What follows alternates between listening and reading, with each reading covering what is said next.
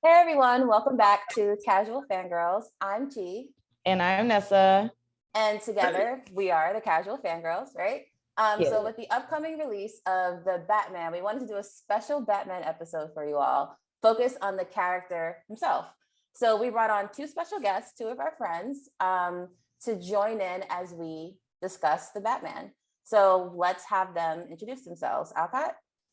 Hi, I am Alcott. Hello, everyone. I am a fan of many things, Spider-Man in particular, but I like comics, video games, movies, and yeah, a big fan of Marvel and DC. So Batman is high on the list for me. So Nice. yeah, that's me. Yes. All right, Steele.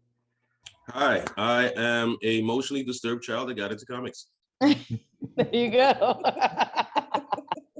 I love it. Straight to the point. Straight to the Do point. you have like a favorite fandom, a favorite comic book run, favorite superhero? Yes, it's Gambit. Don't ask why, and Bishop. That's why Okay. those were my two. I don't know. I think I like energy-based superheroes, but Wolverine. It's Wolverine, Gambit, and Bishop. But the top parts are Gambit and Bishop. It's just those two are my favorite characters. Nice. Batman is just too rich. I can't relate. We are so gonna get into that in this Yes. episode. I promise you. But note it, whenever we get around to hopefully doing some X-Men stuff, we'll definitely have you back on so you can tell the world why those characters are so great. So thanks again for being with us, Steele and Alcott. I'm sure this is going to be a great conversation. But before we jump in, we're going to do what we always do, which is a blanket spoiler warning for the people at home. You clicked on this video, so I'm not entirely sure why we always have to do this. Like, duh, we're about to talk about the thing that we said we're about to talk about. But just so you know, we are about to talk about all things Batman. So if you have no idea who the Batman character is, like, what are you doing? I don't understand why you're here. How'd you get this far? How did you get this far? We're going to talk about all things Batman properties, including the comics, animated movies and series, live action movies, all things in between. So if that is not something that you are ready to have spoiled, go check some stuff out somehow. I don't even know where you would start. Maybe we should talk about that. We'll talk about that actually. Where someone who has no idea what Batman is should start to get introduced to Batman, and then come back and join us, and can't wait to talk to you soon. So to get started, we thought we would talk about our own personal histories with the Bat. Does anyone want to go first? I guess I'll run it down first because mine will be quick. Okay. But I think the first time I was introduced to Batman was through the Tim Burton film Batman Returns. I remember just being very young, seeing the movie and being like, ooh, Catwoman is it. I know it's messed up, it's a Batman movie, but like Michelle Pfeiffer had me. So those are like my earliest memories of getting into Batman. And then pretty much stuck through the live action stuff. In terms of animation, I really only gotten into Batman Beyond. I have not seen any of like the movies or anything like that. I know DC puts out a lot of animated content about Batman, but I really haven't gotten to any of that stuff. So mine is basically the live action is where I'm at. That's for me. Got it. So I'll go next because mine should also be fairly short. My first introduction to the Batman would be Batman and Robin, who I realized recently, like I've always thought about that movie as like the one with Sub-Zero, which Nessa very like aggressively was just like, that's not his name. His name is Mr. Freeze. You're mixing IP. Like Sub-Zero. Mr. Freeze. I was like, Sub-Zero. You're just like, no. And I was like, I'm pretty sure that's his name. She's like, it's not. Stop it. I remember, and similarly, Nessa, what I remember most from that movie was Poison Ivy. Yeah. And just like how like in command she was of everyone around her. And I was just like, she was just like as a young woman growing up, I was just like, I'm in this movie theater with all these people, mostly dudes, coming to see the Batman, I was like, no, Ivy, she is the reason why we should be here. And so since then, I've kind of stuck with most of the not the animated, with the live action films, with the Dark Knight trilogy being the one that I have the most experience with. I think I saw Dark Knight like 3 or 4 times in the movie theater. That was the first movie I actually went back to the movie theater for to see. So it had like that much of an impact on me, and not for the female characters in that movie, but for the Joker. We'll get into that later. So that's pretty much been my experience with the Batman. What about you, Steele? My mother took me to the first Tim Burton Batman, and I was in shock, because she was like, "You want to see something?" I said, "Yeah," and she took me to see it, and I left the movie. I remember leaving the movie theater like five, and I was just like, "What the hell did I just watch?" And why Tim Burton was the man that's now burnt in my head. Because after I saw that movie, I recognized his style automatically in everything. Like, I knew Edward Scissorhands was directed by him. It's just a look, and that was the first movie director memory I could actually say I knew what it was, like his way of directing and somberness and stuff. But the first Batman is what I got introduced to by my mother. Nice. And then right after that, we went to KB Toy Store, Kings Plaza. Love it. Talk about a throwback. Yes. She's like, "You want a Batman?" Yes. Yes, Mom, I want a Batman. Yes, I would like to have a Batman. What about you, Alcott? So wow, mine is actually a little similar to a lot of y'all's. Well, I guess obviously, but like I grew up, I think my first film was probably like the Batman '89, the Tim Burton one. But my earliest memory though is related to Catwoman, where like I must have either watched the movie Returns, or I think it was the animated series. And I was out with my parents out on like Flatbush, you know, like with my mom and my brother. And I'm like a little kid at this point, and we're walking, and I start going Kawumbi, Kawumbi. And like my mom was like, "Kawumbi? What is he talking about?" And my brother's like, "I think he's saying Catwoman. There's like a little Catwoman toy like in the store window." And so they bought me this like doll, this Catwoman doll that was like this high. And I still remember it was like black and gray, I think, from like from the cartoon series. But like that was my first like Batman like merchandise, and like I love that doll, and I just like Kawumbi. That was my thing. So that was like my earliest memory, I think, with Batman. Amazing, great histories. I love it. I love it. So I know T and I are mostly into the live action, like now present day, right? So let's talk about present day kind of stuff. So we're still mostly into the live action stuff. Are you guys into the animated shows, movies, comics, like everything? Everything. Everything. Once that line of Bane hits, you was born into it, you was molded by it, and everything you see, you have to. If a new one comes, I have to watch it. Okay. Yeah. I have to watch it. I want to see who's doing the voice. I want to see who's doing the act. I need to watch it so I can sit there and go, "It's not that bad," or "I did it like this." But the cartoons are always on point. Always. Yeah.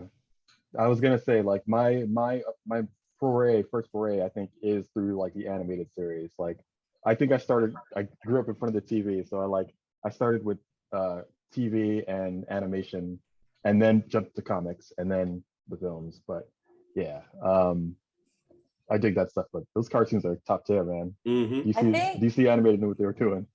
I think that's such a good segue into like one of the points you wanted to talk about, which is like, why do we keep coming back to this character? Like you both said, like if they're putting it out, I want to see it. Why? We know the story. Like we know the story, right? I believe it's the violence, the sheer magnitude of him just beating the crap out of people and asking for and demanding his fragility to get the answers out of these people. Because you just sit there and go like, that man beat him up really bad. I mean, it's just sheer violence. That's all we go back for. Just because Superman, you could just, oh, great, Superman for he, broke a few buildings. We don't know how the taxes run in those, but Batman, you go, I want to see how he beat him up. Just beat the sense out of him and just go like, so where is he? He's over there. He's over there. Like, what about you, Alcott? Why do you keep going back to him?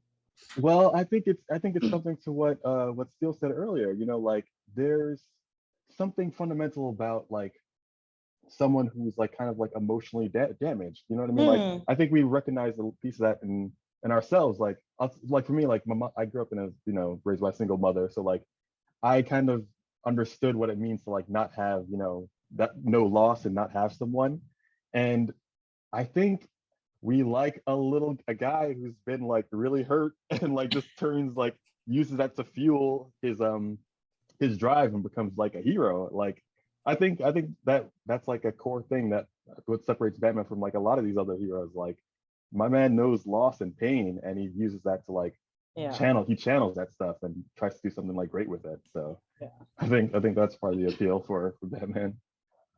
I definitely think I have to agree with you guys. I think as much as like DC is made fun of for being like so dark and gritty with the Batman, I think that's what I like and like to go back to. Like, you know what I mean? Like just kind of seeing like the dual life that he's living of like trying to be this regular, businessman guy, kind of whatever. And then it's like you go a couple levels down in his mansion and he's got like a whole cave and these gadgets, and like Lucius Fox is just hooking him up with stuff. Like, you know what I mean? Like, I love it. It's like, you know what I mean? Because it's like, I guess if you're looking at Marvel, you're thinking like Tony Stark, because he's like billionaire, playboy kind of guy, whatever. But he's living out in the open, right? He's running around with this bright suit. Everybody knows who Iron Man is. But Batman Bruce Wayne is still like living in the dark, in the shadows. And like you said, hunting down people and is like really trying to get these answers and like solve these crimes. You know what I mean? And it's not just about like blowing things up. Like he's really trying to get like to the root of some of these things. I don't want to reiterate, but I definitely agree. I think I returned to this story for Bruce Wayne over Batman, if that makes sense. Like the idea that like Batman is a character, right, in itself, but the nuance that you have to hold to those two dynamics true in your head in order to really understand all of the complexities that's going on. And so like when I return to the story, I'm returning for Bruce, not the Batman, because I guess I inherently understand that Bruce is the one carrying all of this through, if that makes sense. So all of the above. And then also just like this orphan who, which we're going to get into, I think at another point too. I have a slight, I like how you worded it, Alcott, like channeling that loss into doing something good. However, I sometimes have a problem with like,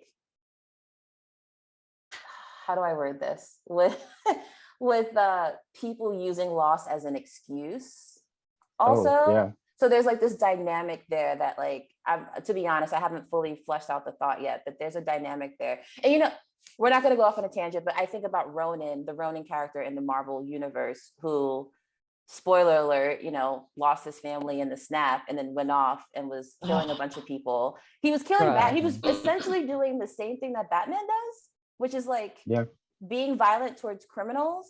But when I look at that, I'm just like, a lot of people lost all of their family and didn't do that, but you did. So like, what makes you think you get the right to do that? There's a dynamic there that I'm just not entirely sure with. But in any event, that's why I keep returning, because it's like I keep trying to figure it out. Yeah, I'm trying to figure it out. I keep wanting more. I'm still trying to figure out like, do I think this is good or do I think this is bad? I think. I think that's a core. Let's just piggyback on that just a little bit, but I think that's so key, because it's like, should Batman be doing what he's doing? Like, does he have a right to do this stuff? Like, we sheriff and root for him, but like, Batman should really just like, go to see a therapist, just sit down. You know what I mean? Like, he's very brutal in his mission. So you have all the money in the world, and instead of just like stopping poverty, which would stop crime. Oh my God! Man has a plethora of gadgets. Yes. And you'd be like looking at Batman like, what are you doing? Yeah. Are there any rec centers in Gotham? Like, yes, you could be building homeless shelters. Like, but he's got a grappling gun and like he's got a super sweet car. And in parts of the city, he has bat bunkers where he could re-up on ammo of gadgets. oh, Yes, I yes. like that. I gave you some knowledge there that's in the books. He has bat bunkers. He has one in Arkham Asylum, some parts in Gotham where he could just fly into a building, like buildings that he built. It was in the Court of Owls, a comic book, but his buildings that he built, that he has these little nooks inside these buildings that people don't know what it is, but it's a little bat cave where he goes and re-up, rest, take a nap, get sewn, stitch. Yes, he has. That's what money does. Iron Man just goes back to the Avengers Tower, comes back with some gadgets. He goes to hey, look, I'm going up the block. I got a spot over there. And so I'll just come right back. Yes, Batman wastes his money. He has a bunker in Arkham Asylum. Yes. They have So that in the that video he can game. go in there and like beat up people and then be like, all right, I'll be back. Let me go get some more ammo like that. Yeah, just in case something happens in Arkham, he could go underneath he has like one that's underneath or one on the side, something like, depending who's drawing it. But he has a bunker underneath there with a whole bunch of plethora of stuff to beat up criminals with severely. But you know what? Solving poverty. But you know what though? I like writers who come up with things like that because that is so smart and functional. You never see that in the movies. He always has to go back home to like patch himself up. And I'm like, you're not worried about somebody just following you? Like, you know what I mean? Like, this is Wayne Mansion. Like, hello. But like, that's awesome that he's just got like bunkers around because that makes functional sense. Like, I think Nick Fury in Marvel has something similar. Like he just has like safe spots all over the place where he could just like pop up. And it's like, if you're going to be a superhero with access to a lot of things, like why not have a pad in every single major city in the country? Yeah, basically. But I think Gotham does need more rec centers. I agree. Have you seen the crime in Gotham? They don't need Now some turkeys at Thanksgiving. I don't know. Like, I do find it's hilarious when it comes to Batman is when they have the areas where mostly minorities live, like Star City has one, Metropolis have one, and then you look at Gotham. I forgot which book I was reading, but the kid was like, "Yo, what city do you live in?" "I live in Gotham in this part of the city," and the guy was like, "Damn, that's dangerous." I'm like, "Wow, it's a blackest version of Gotham of the hood that's way dangerous in your hood." Like the worst part. The worst part of Gotham.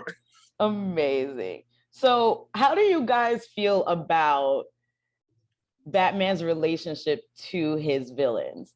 Like, it's very much critiqued and talked about that he does not kill his villains. He doesn't do any of these things. And they basically like are unleashed back into the world every time just to do more damage. I mean, like Peacemaker, I don't know if you guys are watching Peacemaker, but like, he's raising some valid points about Batman and his rogues gallery. That's where I got that from. He's like, you know why I don't have any enemies? Because they're all dead. But that's facts. Like, there's something to.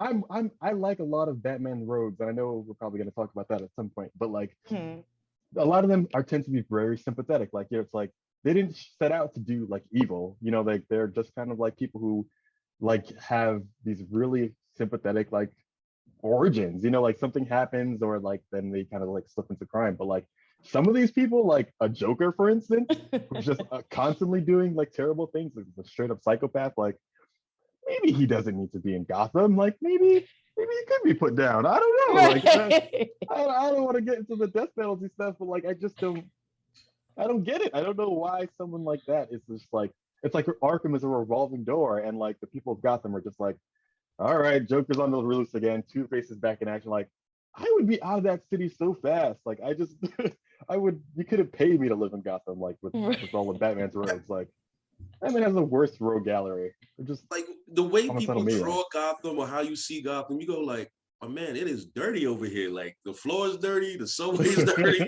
Like you going around the corner, it's like, what year is this? Because this looked like the early 70s and 80s when cocaine was strong with the force. Like this is a very strong presence of evil over here. Like, but when I look at the Joker, when I look at Riddler, the only sympathetics I really have for their criminals is Mr. Freeze, the Riddler, because they got messed over really bad. Not Ichabod Crane, the Scarecrow, everybody else, Poison Ivy. I mean, Poison Ivy. Bane should have been a psychologist, because the way he messes with people, you just look at him like, my man let everybody beat Batman out to the part where Batman is half dead, and here comes Bane was, I've been waiting to get you. Breaks his back. Like the way they have, like, I like certain characters, but the Joker, no, he needs to be put down because he's just trying to fix him. It's he gotta go. Yeah, he made sense. That's actually, but that's there's a counterpoint there too, Steele, that you just mentioned, that like Bane had him and broke his back. Why not just kill Batman then? Like, why are they not killing each other? Yeah, no.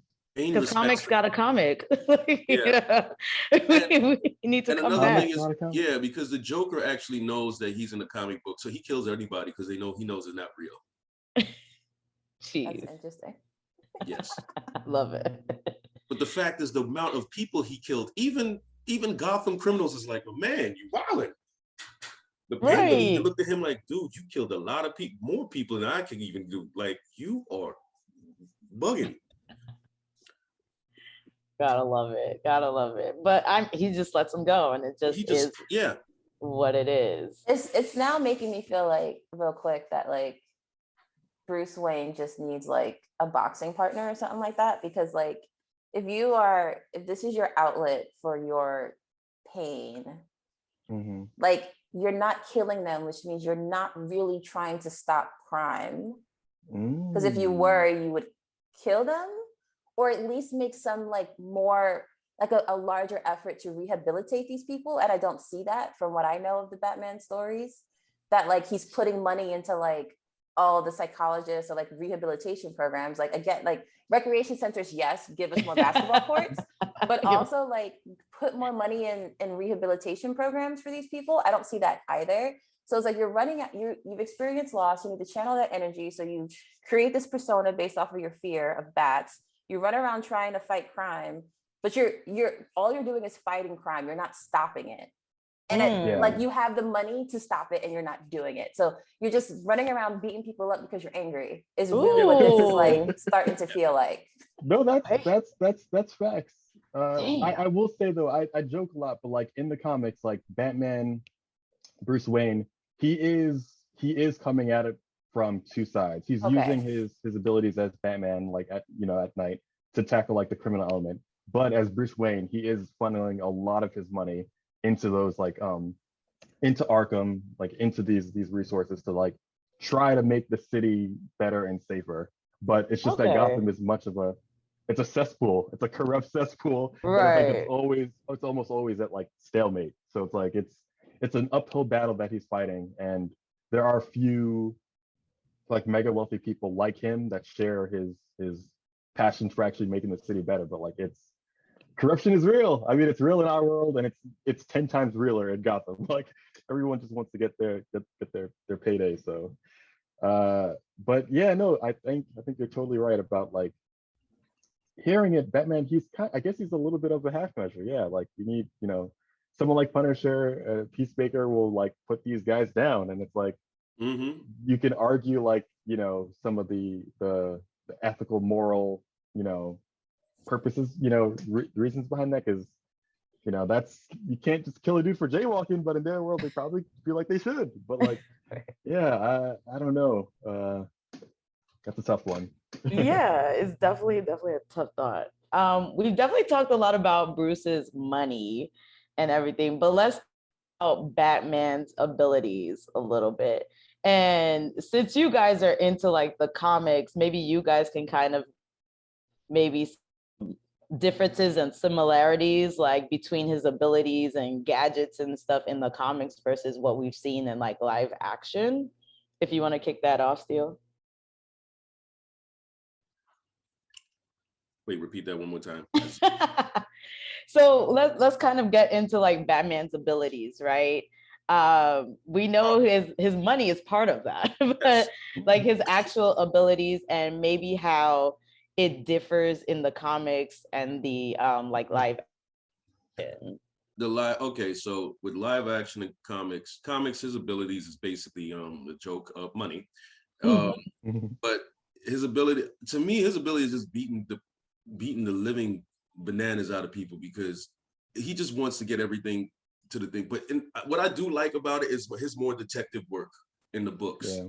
Because the movies, they barely show you his detective work. They give you this little montage of him piecing together thing, but no, it's like you really see him going in a building, taking a flashlight, picking out clues, walking back, tell Alfred to analyze stuff. They did it even in the video game, which was crazy. His goggles comes down out the bat cowl, and he's looking for footprints, tracing it, looking for this and that. That's what I really liked about his whole detective skills is on point. If you really read like some of like other books where they say like year 1, year 2, or the beginning of stuff, you can see him like really trying to understand, like taking out a magnifying glass, trying to get samples, or stealing from the police department because they are messing up. So he'll literally put his own. That's what I really did like about his whole thing. He really puts in his detective work, where you can actually see him try to show like Nightwing, but it never worked. Jason Todd definitely didn't work, but the only one who actually took with him is Tim Drake. He took his detective skill. He's actually better of a detective than Batman is. He could figure stuff out a lot better than him, but a lot quicker a little bit. But Batman overall does detective work. Like, what issue was it? Oh man, I wish I could touch a comic book and remember the story. But basically, he told this girl, like, well, they were busy. He said, how you know? Oh, by the scrape marks on her knees. And I'm just like, what? No. In a children's book? No. Oh, no. No. How Batman, could you? No. And it's like, he said that towards Superman, and Superman did not get it. But Green Lantern walked away like, yo, I remember that issue. And I'm like, I'm out. Yeah. So in Batman Begins, we do see him do like a lot of martial arts training and that kind of stuff. Is it the same in the comics, where he's like trained like that, or is he just like a street fighter kind of guy? In the comics is mostly him learning how to fight through. Is the training when he gets there, and it's a detective work later on. Because he tried to go to work for the FBI, but he didn't like the way they did things, so that's why he became Batman. So that's another thing you didn't know. Yeah, he tried to become part of the FBI, but that didn't work out. Interesting. Yeah. So he really did it's a training, then the detective work, and then that sort of, I'm mad I did R2D, but yeah. I will just add a couple, like with Batman, he and I like how Batman Begins kind of explored that, like how he ran away, like, after failing to kill like Joe Chill or whatever.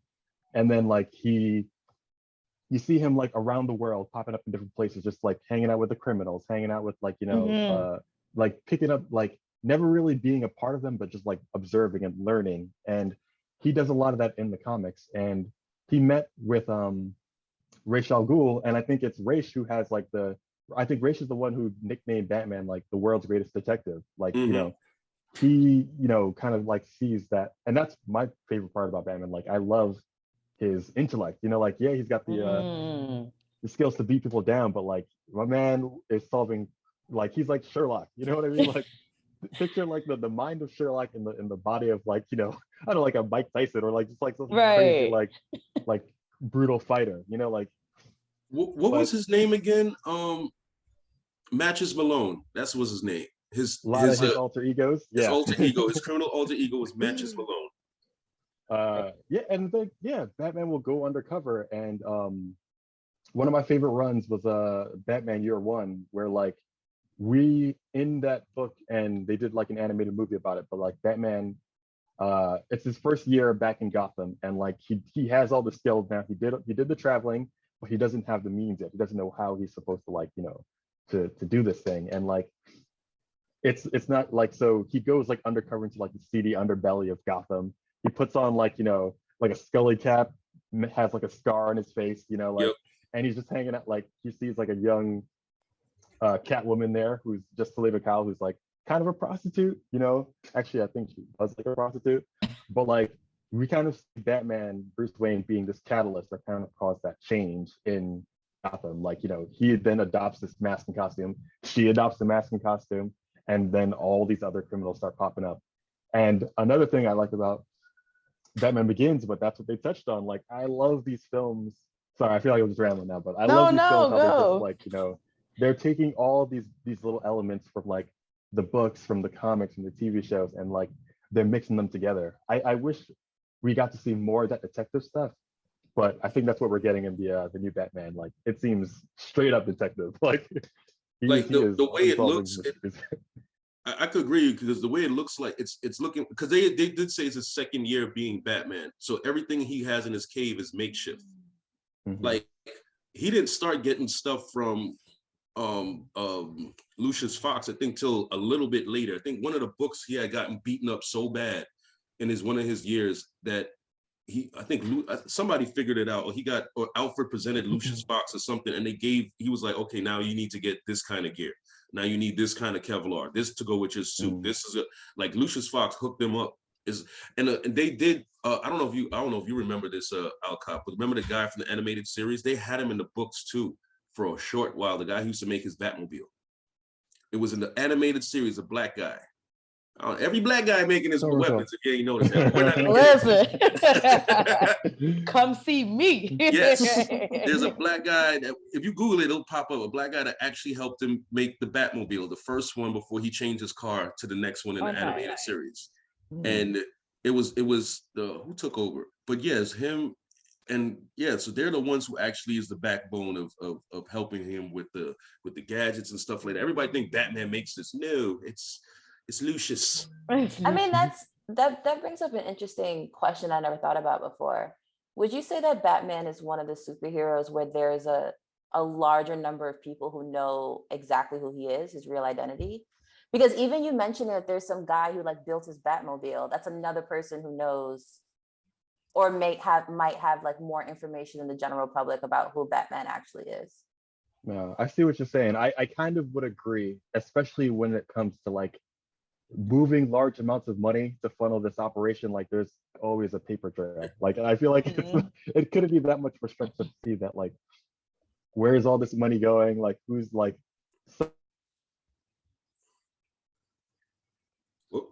I started. Did I cut out? You cut out a little bit. Yeah, you can like dial up. Yep, it just froze. I just got the internet. It's unstable. But you were talking about where the money's going, and people can like follow that paper trail. People can follow that trail. Yeah, I feel like, because there's probably a lot of people like in the comics, and in the cartoons, like Amanda Waller is like one of those people who knows like Bruce Wayne is Batman. You know, like, because it's just, you know, follow the money. You know, you can't avoid certain things, and he is also just a man in a suit running around on rooftops. So like, you know, it's not like he's like this alien or, you know, anything like that. Like, he's just a dude. Right. And in the books and in the which movie it was? Yeah, in the Batman Begins and in the books, they're always saying like, oh, let's subsidize these parts to like cars, or he needs things for his uniform or whatever. Let's subsidize these parts to these companies, and then you just go over there and pick it. Because you remember in the Batman Begins, he's like, oh, what can we do for this and that?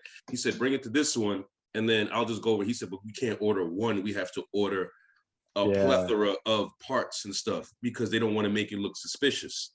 So he brings it to different companies that he owns and just leaves it, and he picks it up, which is too much work. I feel bad for Alfred. Like, no, I need this part. You gotta go to Gotham or Metropolis and have it, and you just sit there and go like, yo, who's buying this? Like logistically, like, it's got to make sense. The money's got to add up somehow. Yeah, some way. And there was because I read this, the things you're talking about is like it's coming up in my mind, because I've read so much books, man. But there was one where one of his board members was like, yo, what are we doing with all these orders? He said, don't worry about it. These are stuff for a space program. He said, what the hell are we building in space? And the guy was like, look, Steve, and Lucius Fox had to come in and said, look, these are gave him a whole story, and Batman's just looking at him like, thank you. And just, you know, and then like people do find out in the books, but they just tell me, oh, it's for this, it's for that. Just leave it alone. But they're like, oh, this person is breathing on me about it. And then they got to go talk to that person, leave it on. And it's always like they got to clear up their own. the further in technology we go, the more Batman has a hard time hiding it. This is not like 1960s Batman where he sits in the cave and go, "Great Scott, Robin, let's put this in the computer and see what the hell finds out." Open question. Any favorite gadgets? Oh yeah. I think for me, I love the Batmobile. It's great. Well, gotta love a good Batmobile. But I think if my favorite though is like, all right, my Batman, I like a life scale down. Like I don't necessarily need like the full armored up. I mean, it makes sense, but like I love a Batman who he just has the costume. He's got the cape, the cowl, you know, grappling hook, maybe some batarangs, but like that's it. Like I don't need any of the other stuff. Like I just like that. Keep it simple. But I love that cape and cowl, man. Like if I could just like, you know, have that mask and like cape and just glide around the city, like I love it. I played Arkham Asylum, Arkham City, and all I did was just glide around the city. Like it's great. Like I don't know, but that's my favorite part about Batman, I think. Give me that cape. I like I like his booby traps in his suit. The booby traps when people try to take his mask off or something like that. He's like, no, don't take it off. He's hurt. Yeah, but he's hurt. Yeah, but don't do that. It might explode. What? Why do you have these on you? What sense does this make? Everybody got died. Like we all gonna like his belt is booby trapped. His cowl is booby trapped.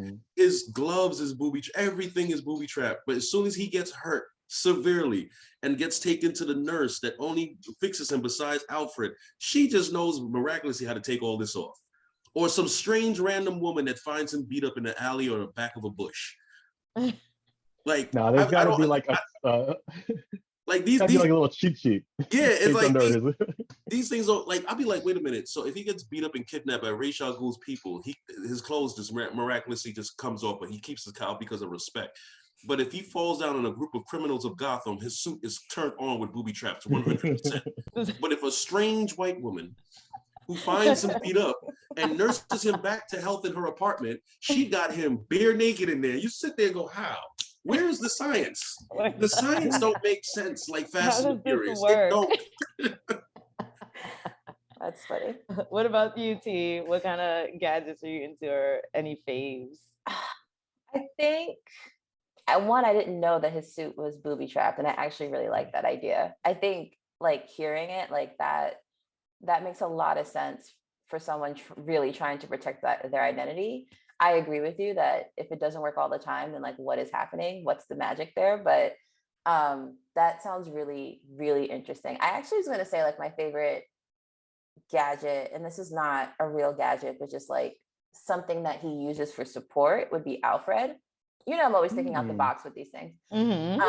Alfred is definitely his like strongest person that he uses in order to support him, Bruce Wayne being the Batman. And so Alfred, at least from the depictions that I've seen, has been like his voice of reason, his voice of like, you don't have to do this, like just constantly reminding him or trying to remind him that he always has a choice in everything that he does.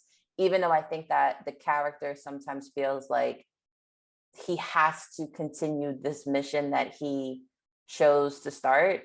I just really enjoy there always be like Alfred always, one, being there, and two, pushing back on how Bruce Wayne / Batman thinks about things sometimes. Definitely, but also grounded. Booby traps. Yes. The booby traps. I'm definitely into the Batmobile. Like, of course you are. I feel like in every movie, it looks cool. I mean, it may not hold up like in present day, some of the Batmobiles, but when it came out, like it was like, tank, ooh, that's nice. That Batmobile tank, yeah, that I'm like, yo, you drive down Flatbush with that tank, this whole block is messed up. There's no way you turn a corner on Utica and Church after that. Your car is completely dented, scratched. All the dollar vans are on the side.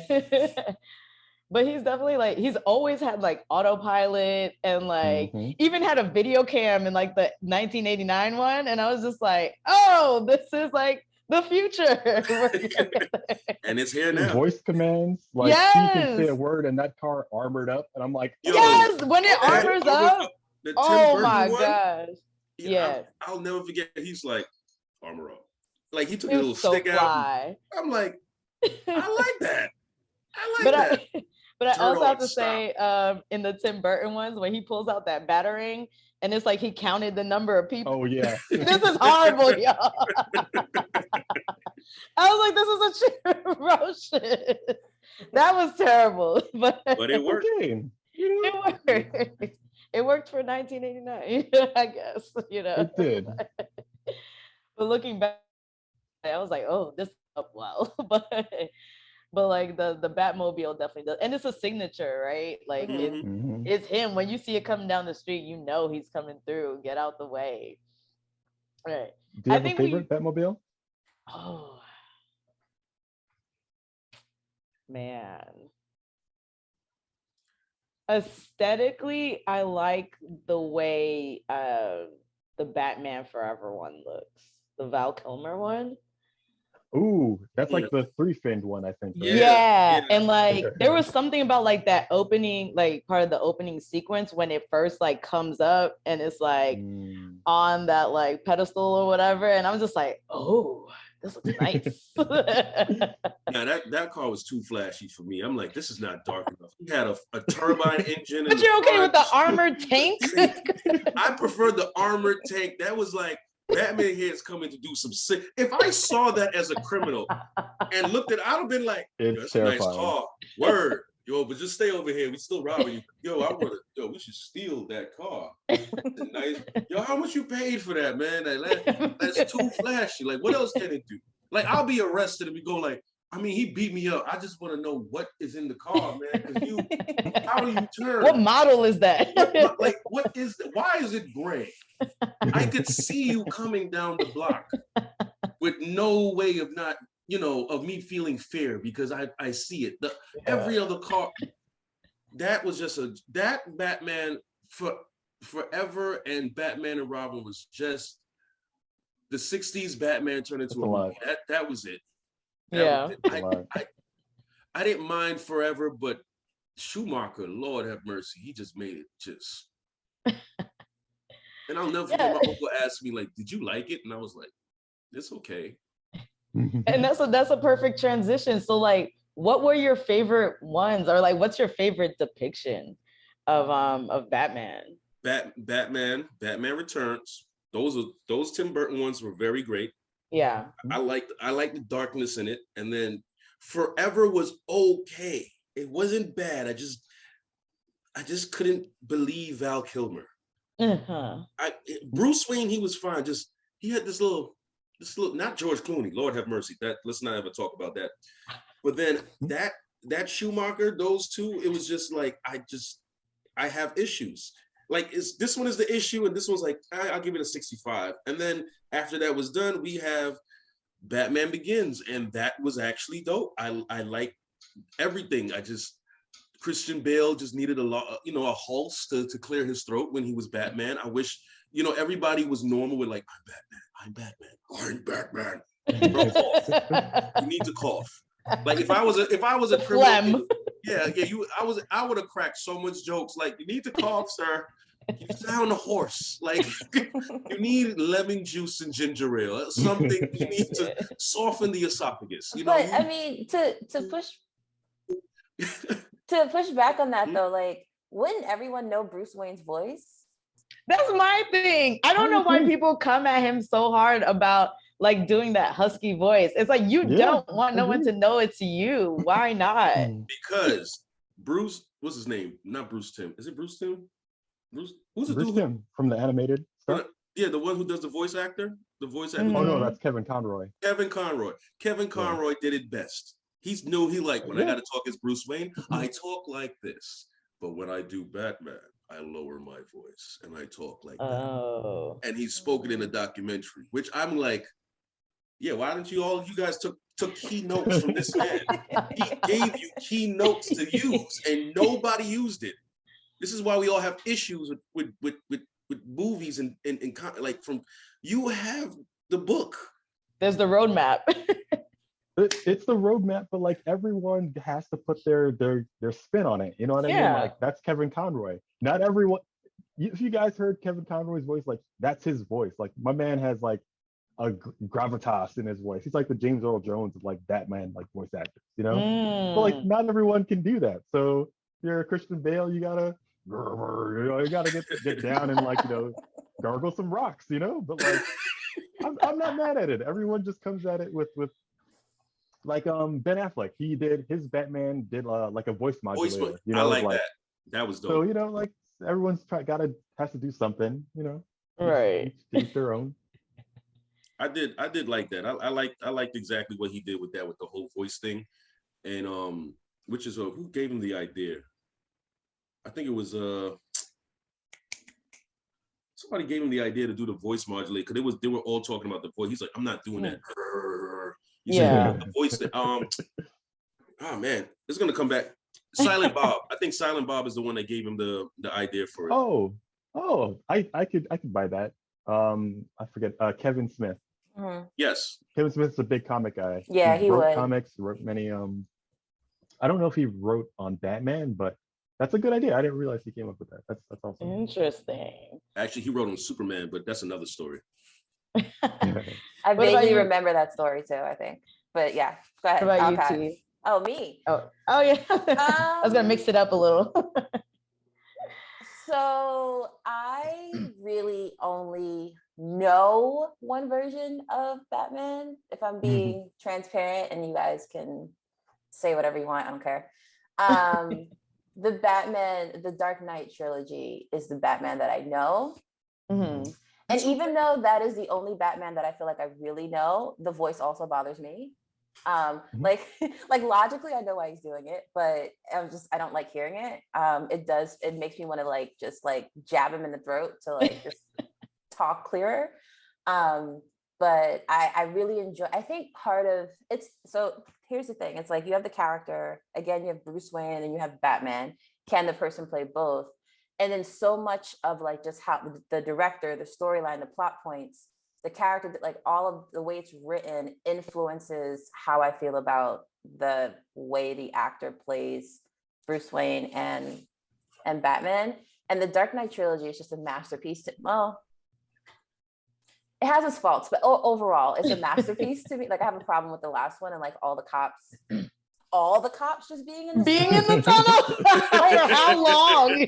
Every single one of them. Which honestly wasn't like it's one of the film atrocities that if I had a long list of like all the things that just bug me about some of my favorite films, that would be on it. But to give credit where it's due, I didn't notice it until Alkai and I were watching it a couple of months back together. And he's like, "It didn't bother you?" I was like, "I didn't even notice it, but now that you did, like, it really bothered." It sits on your soul. Like, But yeah, I think Christian Bale did a really good job at navigating both of the characters. He did. So yeah, that's how I feel about it. I think he did a good job. How about you, Alcott? Some of your favorites?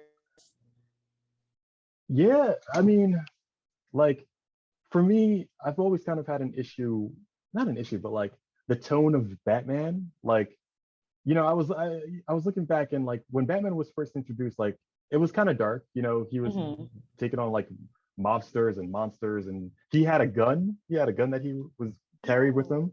And then like they brought about like the Comics Code Authority. Like there was this book I think called like the Seduction of the Innocent, which basically like was from like a psychologist of the time. This is like in the I don't know, 30s, 60s, early.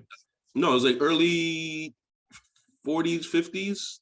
Probably 40s and 50s, yeah. But it was about how like comics are damaging like impressionable youths and stuff, like making them turn like gay and like be like hurt their parents and like all this crazy stuff. And then they brought about the Comics Code Authority, and it just kind of like lightened up Batman. And that's how when Batman was brought into live action with the Adam West stuff, it was all colorful and bright and like kind of silly.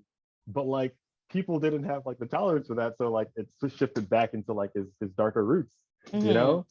So like in the 80s we get Tim Burton's Batman, which I enjoyed. It's very dark. I don't necessarily care for like his aesthetics, honestly. Like I think it's just, I mean, my man Batman is like murdering people in that movie. Like he is like Yeah. killing, Straight he's up. dropping bombs in buildings. He put a bomb in Homeboy's chest and then threw it. I'm Yeah. like, did he kill that man? He is killing folks, and I'm like, that's a bit much. And Shoemaker brought it back with some lightness and silliness, you know, which is still a bit much. But like, I don't know. I think I would say like my favorite is that like that Christian Bale era. Like those films are just like near perfect. Like I feel like it's still very serious and grounded, but not like overly dark. Like it's not like Snyder's version where Batman is just like, you know, breaking bones and like just like, you know, like there's brutality, but it's not all that. Like there's a nice balance of things to him where it's like it's brutality for a purpose, for a reason, I guess, and it's not like overly indulgent like Snyder stuff. So yeah, I think my sweet spot is that trilogy. But if I could choose the show, it's going to be the show, because Kevin Conroy is my Batman. Like I think that is like my perfect tone. There's humor, there's action, there's like, you know, darkness, there's sadness, but it manages to capture all of that. But it's kind of unfair to put it because it's like a multi-season series of shows that ran and is still running with like Justice League Unlimited and all that stuff. So, but yeah, that's, if I'm going films, I'm going Christian Bale. Yeah, definitely. I think I gotta be on board with you guys. I think film-wise, definitely do love the Dark Knight trilogy. I think it's great. I thought the tone was just right. I think Batman Begins is very underrated. Like I understand why everyone loves Dark Knight, but when I went back and watched Batman Begins, that's when like I was like, oh, here's Bruce.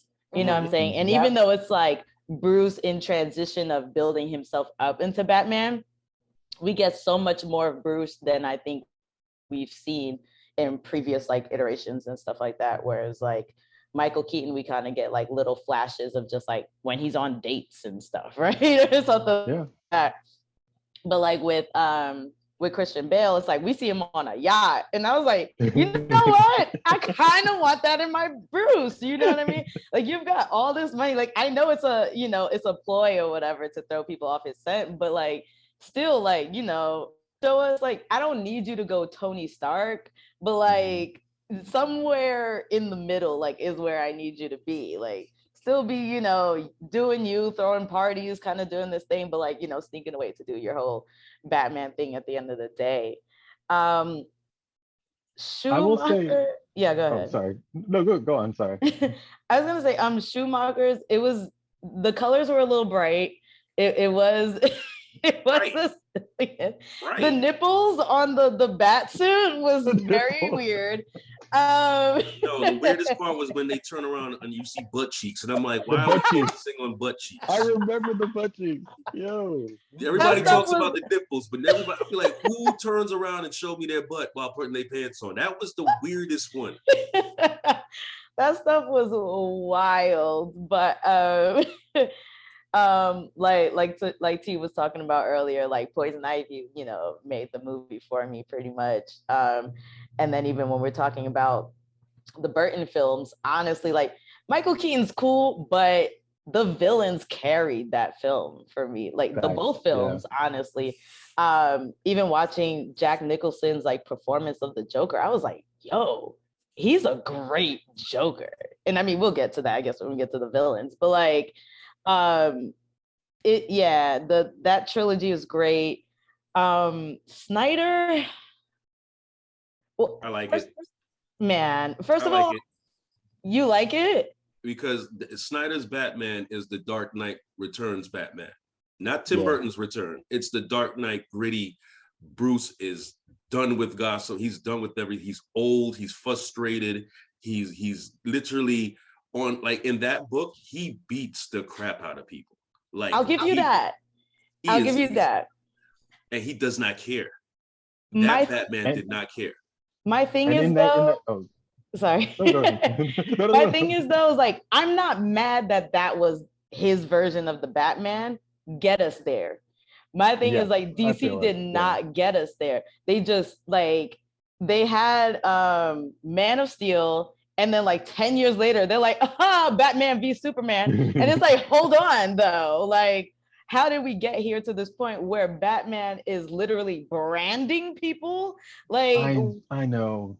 Where did we get? That's and then like they give that little clip or like where you see like Robin's suit and it's got like the Joker's ha ha ha on it. Give me that story. Like, I want to see that. Well, yeah.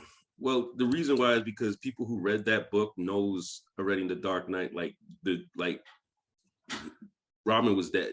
Like, he didn't want to do all of that. Which is basically what they're doing in most of the movies now. Like, they're not gonna give you like Spider-Man origin all over. This is like, look, you already know the origin. We're just gonna give you the movie. I mean, yes, but just like Spider-Man in the MCU, they didn't give us his origin story, but they were still able to get us to like where we needed to be in order to understand where he was at that point in time. So I agree that there's a way to do it. And I actually like skipping over the origin stories now. I think that that's a good time saver. But we're not doing an MCU versus DCE thing right now. But that is an example, I think, of like the thought you need to put in to get the audience to be where you need them to be without giving them the entire backstory. Right. And there's other ways to do that, right? They could have tied in a TV series to the DCEU and like gave it to us in a TV series. They could have done some other things, but okay, okay. They're coming out with the Batgirl series.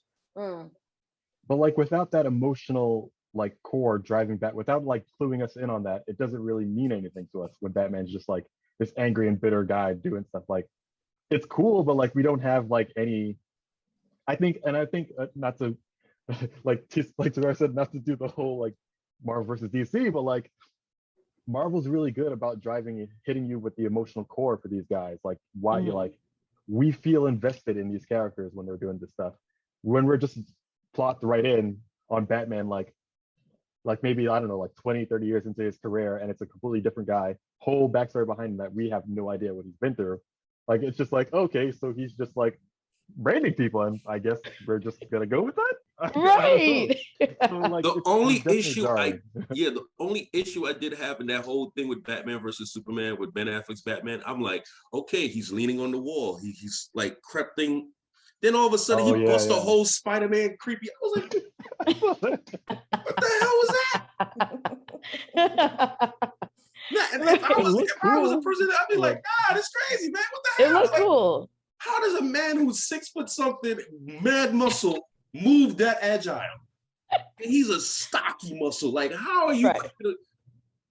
No. But that's what I mean. They never got us there, right? It would have done them a lot of justice to give us an independent Batman film first. Or they were. With the Spider-Man thing, like, they gave us everything we needed to know emotionally, like Alcott said, with that one scene between him and Tony Stark in his bedroom. Oh, facts. Like, that was like, right. 5 minutes was just like, this is all you need to know about this character to understand exactly where he is right now. And I feel like in the Batman versus Superman movie, they probably could have did something like that with like him, definitely, or like, you know, if they wanted to. I mean, like you said, we had like the Robin statue there with the ha ha ha's. Like, a little bit more of that, just clue us in onto like why he's here. Like, but if you're a casual fan, if you're a casual fan, you're not gonna necessarily pick up on that. I had to jump on YouTube and be like, what does this mean? And then that's when I got the whole story of like, oh, the Joker actually like kills one of the Robins, and like Batman feels guilty about it. And like all these things. And I was like, now it makes sense. I get it. But like, if you're not that invested in it, when you walk into the film, you're just like, okay, like, this is what we're doing now. This is where we are. Okay. The only thing that people was wondering is which Robin is it, because they said they were switching things up, so they didn't know if it was Jason Todd or Dick Grayson, because Alfred didn't speak nothing about Dick, and that's where I was like, yo, because I'm reading this and I'm hearing it even from his mouth, like, we're gonna change a little things up, probably the death of Robin. So which Robin is dead? Right. Which one is it? And then I didn't know, and since he had, I didn't even, did he have the, no, they never put the shorts, it was long pants. And then it was also, this is just me, I try to look at little things, like I see if I could catch it, but I think he was looking at Stephanie Brown. If I'm not mistaken, it was on one of the TV screens, he was looking for a new Robin, and one of them was a girl.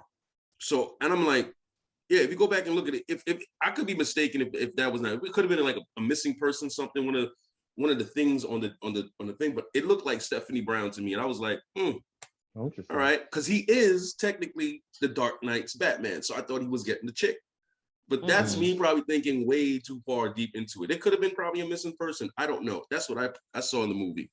So. Right. Well, I mean, I guess we're never getting another one because Snyder's done. But here's a crazy thing: it was actually filmed. The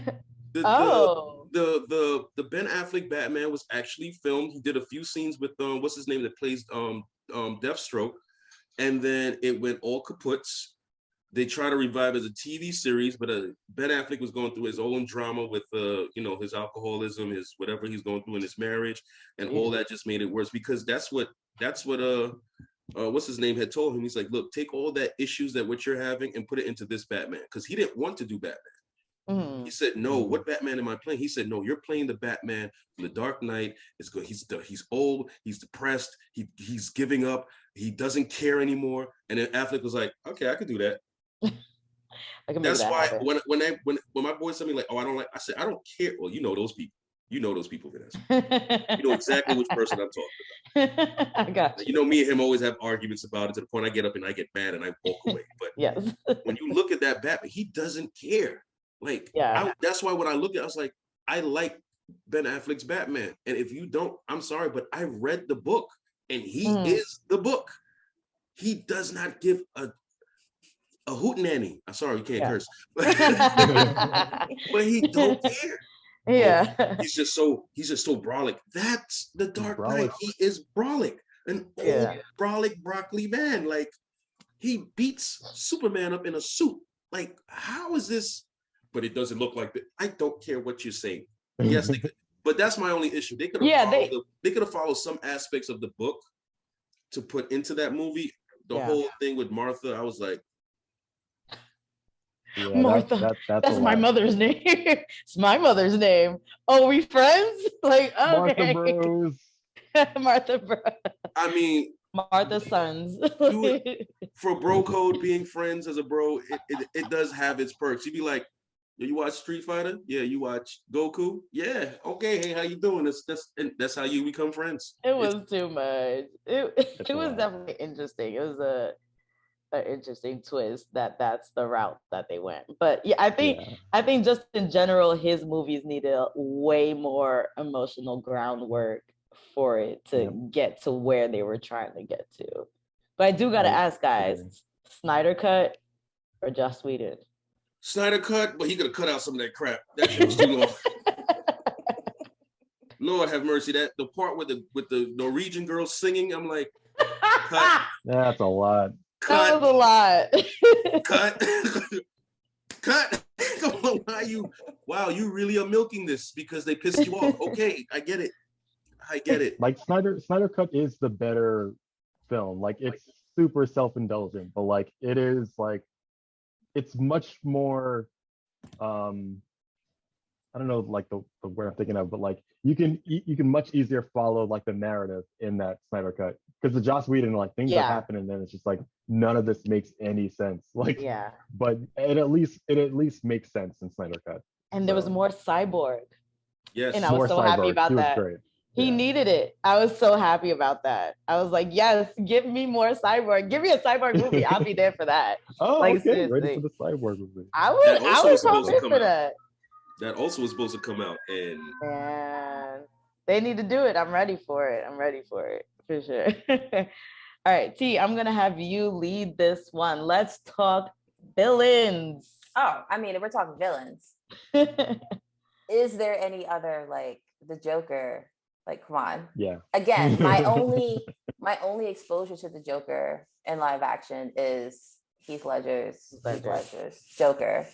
Yeah. And I think that, I mean, I don't think I'd be wrong by saying that every single villain ever depicted ever after that is like looking to that portrayal to as at least a baseline for like how you get into character in order to really make the character pop. Like Joker being like, I don't know, I don't really know how to explain it, but like Nessa, you know this about me. I am always way more interested in the villains than I am in the actual superhero. Okay, is that everybody? Okay. I don't know if people talk about it like that, so I don't know. But the fact that we actually don't have any backstory, like concrete backstory for that villain, is I think the most compelling bit about that portrayal of that villain, because we, you know, I believe that the reason why people are into villains is because it's a villain origin story. Like why is this person the way that they are? Why are they a villain? Like what happened in their life to motivate them to be here in this way? And we get none of that for that portrayal of the Joker. And I think it's almost like absence makes the heart grow fonder. Like even till this day, I'm still thinking like, I know that not all of the backstories he gave are true, but what if all of them are true? Like just like the constant curiosity, I think, is what draws people, or me specifically, to that depiction of that character. Ooh, Peggy, you just give me a minute. All my information is coming up. What you just said? Oh, no, it's a. She's got a bird, and I love it. Yeah, if you see the encyclopedia that's in my head, because Lord, I was not a cool kid, so comic books was my life. I mean, hopefully nowadays this is changing. That like cool kids also like comic books doesn't, you know. Oh, very much so. But what you said, I don't even remember what I said, to be honest with you. No, the Joker. No, you said the multiple. The Joker really did say in the book, I don't know what's my origin. It's all multiple choice to me, and he really does not remember his own thing. But in the new 52 lineup. Now, well, it's I'm trying not to make you confused because you know how I'm feeling right now, right? You know how I know. Like you have so in pre-52, and if I don't want to explain it, but basically it's like pre-COVID.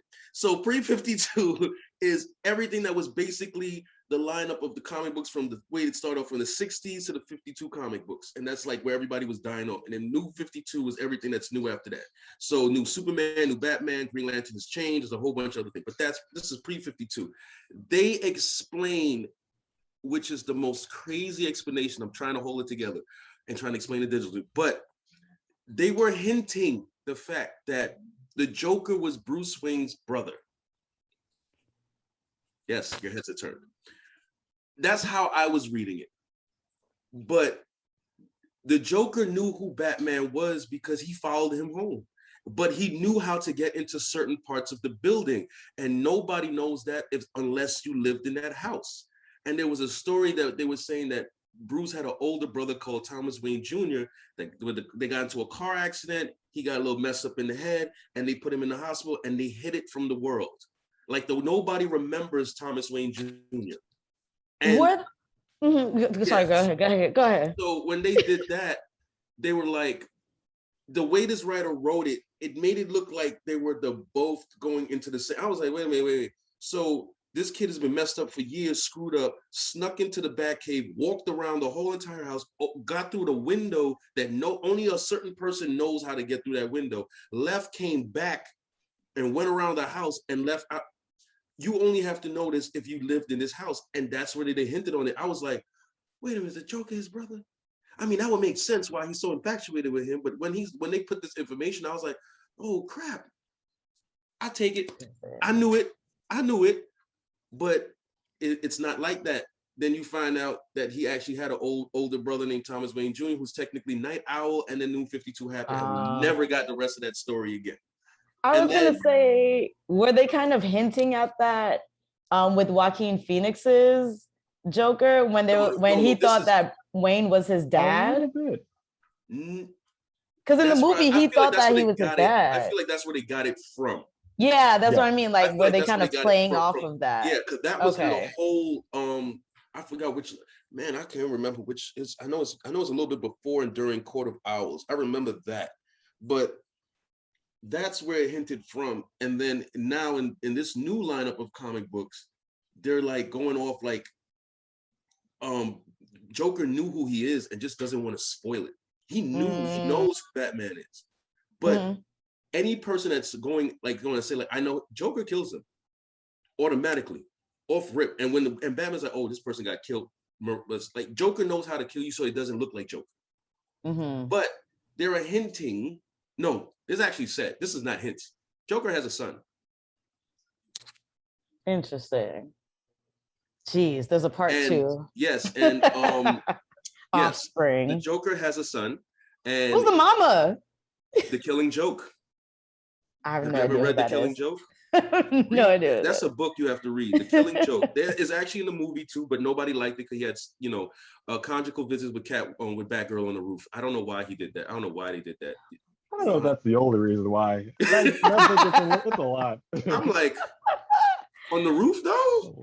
On the highest part of the building, you gonna have conjugal visits, my man? Like, and how old is she and how old is you, my man? Like, she gotta be at least 19 and you in your 40s. You know what? Listen. But yes, the Joker has a son, and Batman found out. And Batman is like making sure she stays hidden, because if he finds out, he will kill her. Oh. The Joker wants no weakness around him, not even for himself. Got it. Fair enough.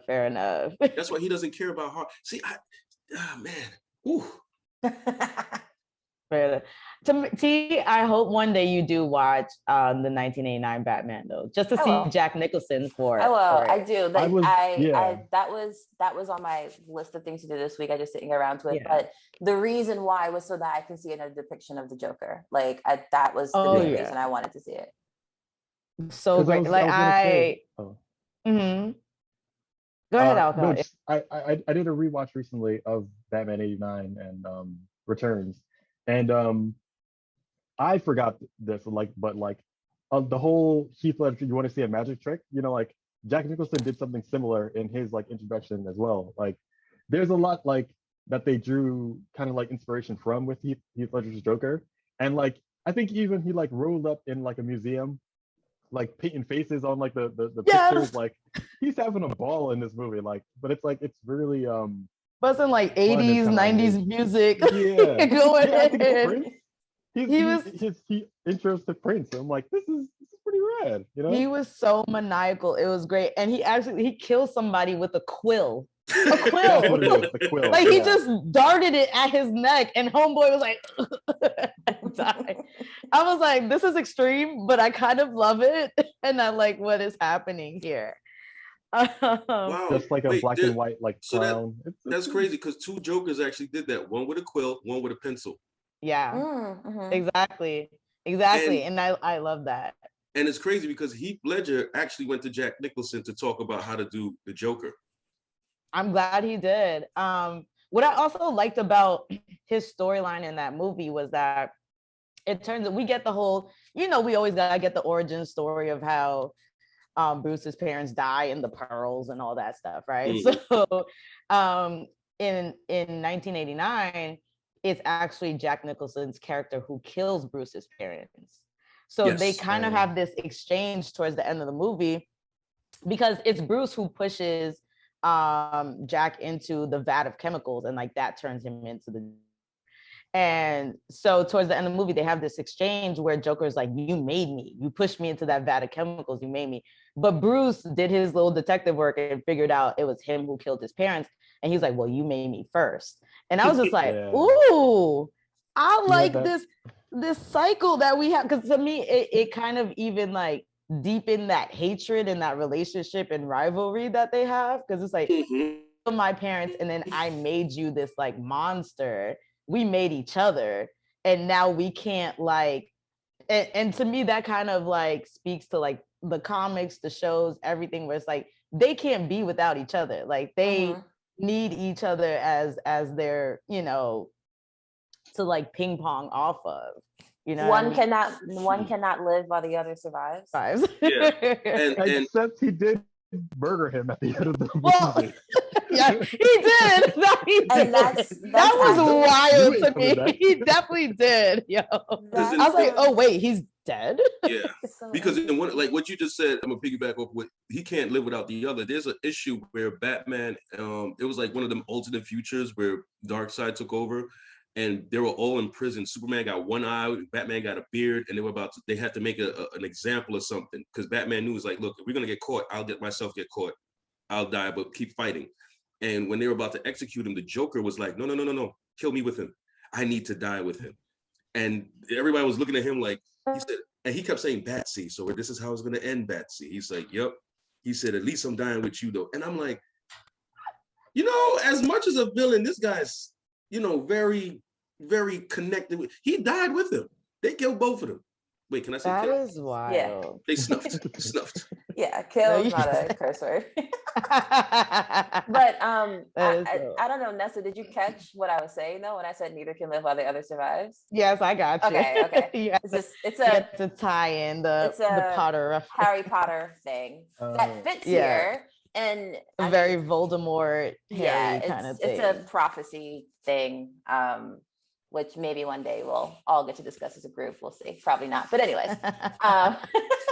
Can I just add one quick thing? Yeah. There was a comic storyline recently where Bruce Wayne was going to get married to Catwoman, actually, and it fits so beautifully. It's a great run.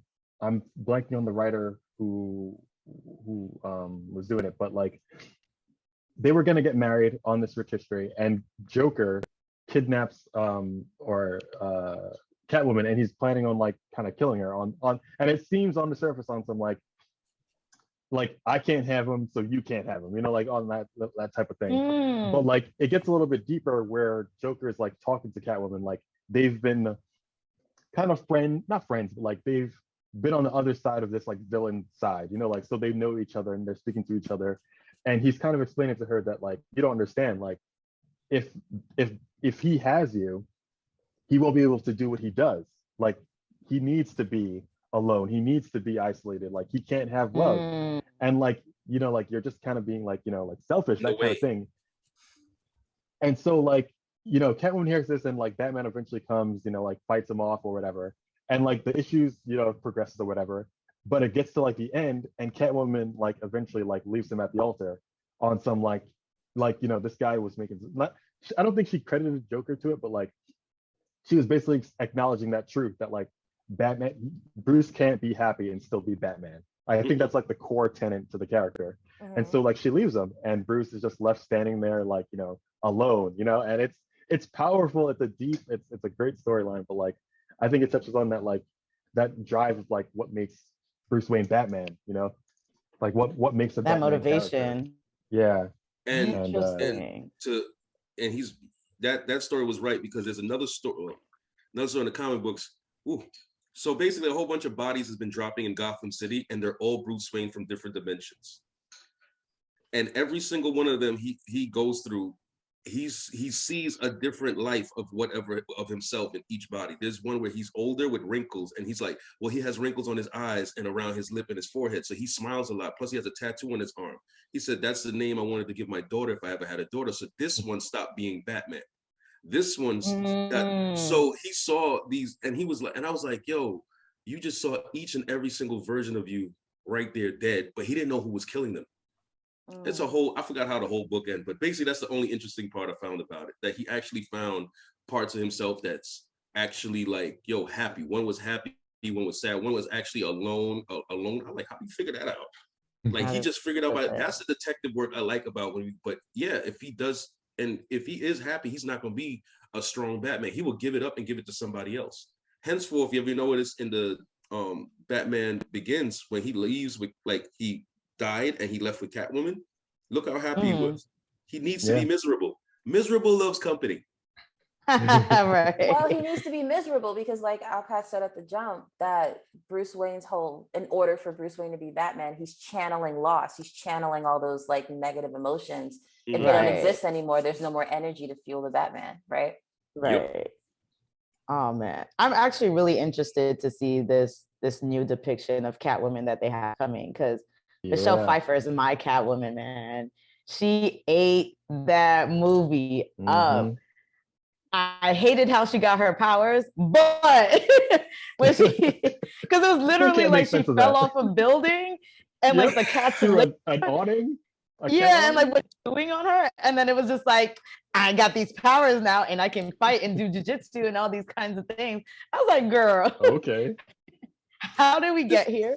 This is probably the craziest thing I'm just gonna say right now. But every time I watch any superhero movie, any movie, TV show, and we look in these people's apartments, I'm like, yo, how are you affording this job? Catwoman's apartment in the return, I was like, oh man, you work for less than minimum. How is your apartment so lavish? Nah, her apartment was real regular. That apartment was real regular. It was pretty regular, yeah. Some of these people's apartments, I'm like, what are you making? And she said she was like an administrative assistant too. You know what I mean? Like she's doing like second, but like she's making some money. Big company. She make enough, she make enough to get by in Gotham. Listen. To get by, yeah. She was in her one bedroom with her cat. Right. She was chilling. She was chilling. She, nothing was too extravagant. But definitely when she makes that transformation from Selena to Catwoman, it was wild to see, and I loved it. And all these cats came out of nowhere and just started meowing. And but when she comes into her own, and like even her fighting style was way more interesting to me, because like as I was watching the first Batman, I was just like, yeah, man, this fighting style doesn't hold up. But when she comes and she's like doing those flips and cartwheels and like and the whip, I was just like, man, I was like, this is when they really started getting into the action and stuff like that, and thinking about like the choreography of it. And I think it worked really, really well. And so seeing that transformation in her was super, super great. It reminded me of in Wonder Woman, when we see like Cheetah go through her transformation. Oh yeah, it was a very similar thing where it was like she was this meek, mild kind of woman in the background. Nobody knows or cares who she is, and then she gets her powers, and it's like now she's walking in and commanding the room and that kind of thing. And I think so. Steve Rogers. Yes. Well, yeah. Well, he's not necessarily repressed. Steve still has some confidence and some like gusto about it. He did. Exactly. I'm being facetious. I wasn't serious. Yeah. Sorry, I didn't want to get sensitive over no, you're good. Yeah. So yeah, but yeah, I think I just like seeing those kinds of transformations, and she ate it up. Like she just fell into like the sexiness and everything like that, and like was out here like being that femme fatale kind of like archetype. So that I really did enjoy. And the Penguin, Danny DeVito, sheesh, like you said before, those villains really owned those films. Like they did, and they looked like they were having fun, and they just went for it. Like, again, I'm not a Tim Burton guy, but like I don't care for that aesthetic stuff, but like they looked like crazy and unhinged. And his Penguin was like, he looked like someone who lived in the sewer, like his whole life. My man came to the surface and was like eating raw fish, and it's just like, yo, what is happening right when now? he bit the dude's nose, I was like, sheesh. I was like, this is a lot. But you can see they fully put themselves in the roles. The villains, they go all out and they go for it. And I think that's what I love about those films specifically. But most Batman villains tend to go like all the way. And I think that's what helps bring those movies alive. So those are some of my faves. From the women villains in the movies, I like the Catwoman. Ra's al Ghul's daughter could have did a little bit. They could have wrote her a little bit better. Like I felt like they wasted her character a little bit. And Poison Ivy, I was not amused. She was just, it looked like she was selling lotion commercial every 2 times. Yes, you can get every single one. I'm like, what are you selling? You were not into it. I was not, no. And Bane pissed me off.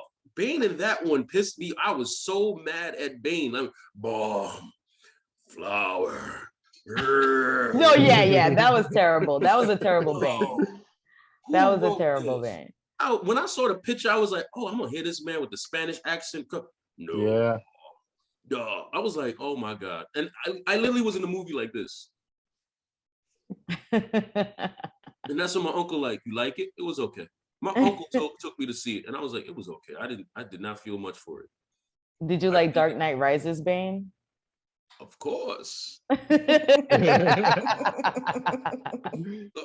course. Waking up in the morning and you just automatically just start talking like this. It's very abusive. I lost it when I realized that was Tom Hardy. I was like, no way. That's great. I was just like, that is not the same guy. I was like, that's insane. And the thing is, I said, you know what? I'm gonna. I have one complaint, but it's a passable complaint. But the presentation was great. It's the fact that I was looking for a Spanish accent because Bane is Spanish, but the way he did that, and he just started saying things like that boy has a beautiful voice, and he blows up the whole park. Yo, that scene. Oh my gosh, I was like, Bane is here to stir it up. The way he talks with his eyes and do you feel in charge? Yeah. He is intimidating. Sure. That was a great performance. Because you have that mask on, like you have to perform through that. And I thought he did a great job of doing that. When he's standing in the car, he like, well, look at what he wrote to you. I was like, and people looked at me like, yo, how are you doing? I don't know. I don't even know how I walked out of Dark Knight talking like Heath Ledger. Just that was the weirdest thing. I walked out the movie theater like, oh, well. me. Oh my goodness. I just walked out the movie theater and people's like, wow, you learned. I don't know. I get infatuated with shit and I just learn it. That was a very, I like good. If you draw me in and I sit like this in the movie theater, I am great. Like, don't talk to me. I don't even hug the girl if I'm next to her. I'm like, what the fuck? You're like, I'm busy right now. Hold up. Things are happening on the screen. I need to understand. All right, so another open-ended question here, guys. Are you into villains who are in it just for the chaos? Or do they need to have a specific motivation for you guys to really dive into it? Motivation is the most perfect way to do it. It has a backbone and an explanation. And that is what we're using this for. If it's just the chaos, it has no meaning but just blowing things up. But if there's a sweet serenity of any kind of motivation behind it, it makes it utmost well. But chaos is a ladder. Chaos is a ladder. Chaos is a ladder. I think it depends on the story for sure. I think I love the chaos of it all. I think I don't like it in every villain, but there's something that draws me in when a villain is just in it to see the world burn. Like, screw it all. Because there's no reasoning with that person. There's no Martha moment, right? Kind of thing. There's none of that is happening.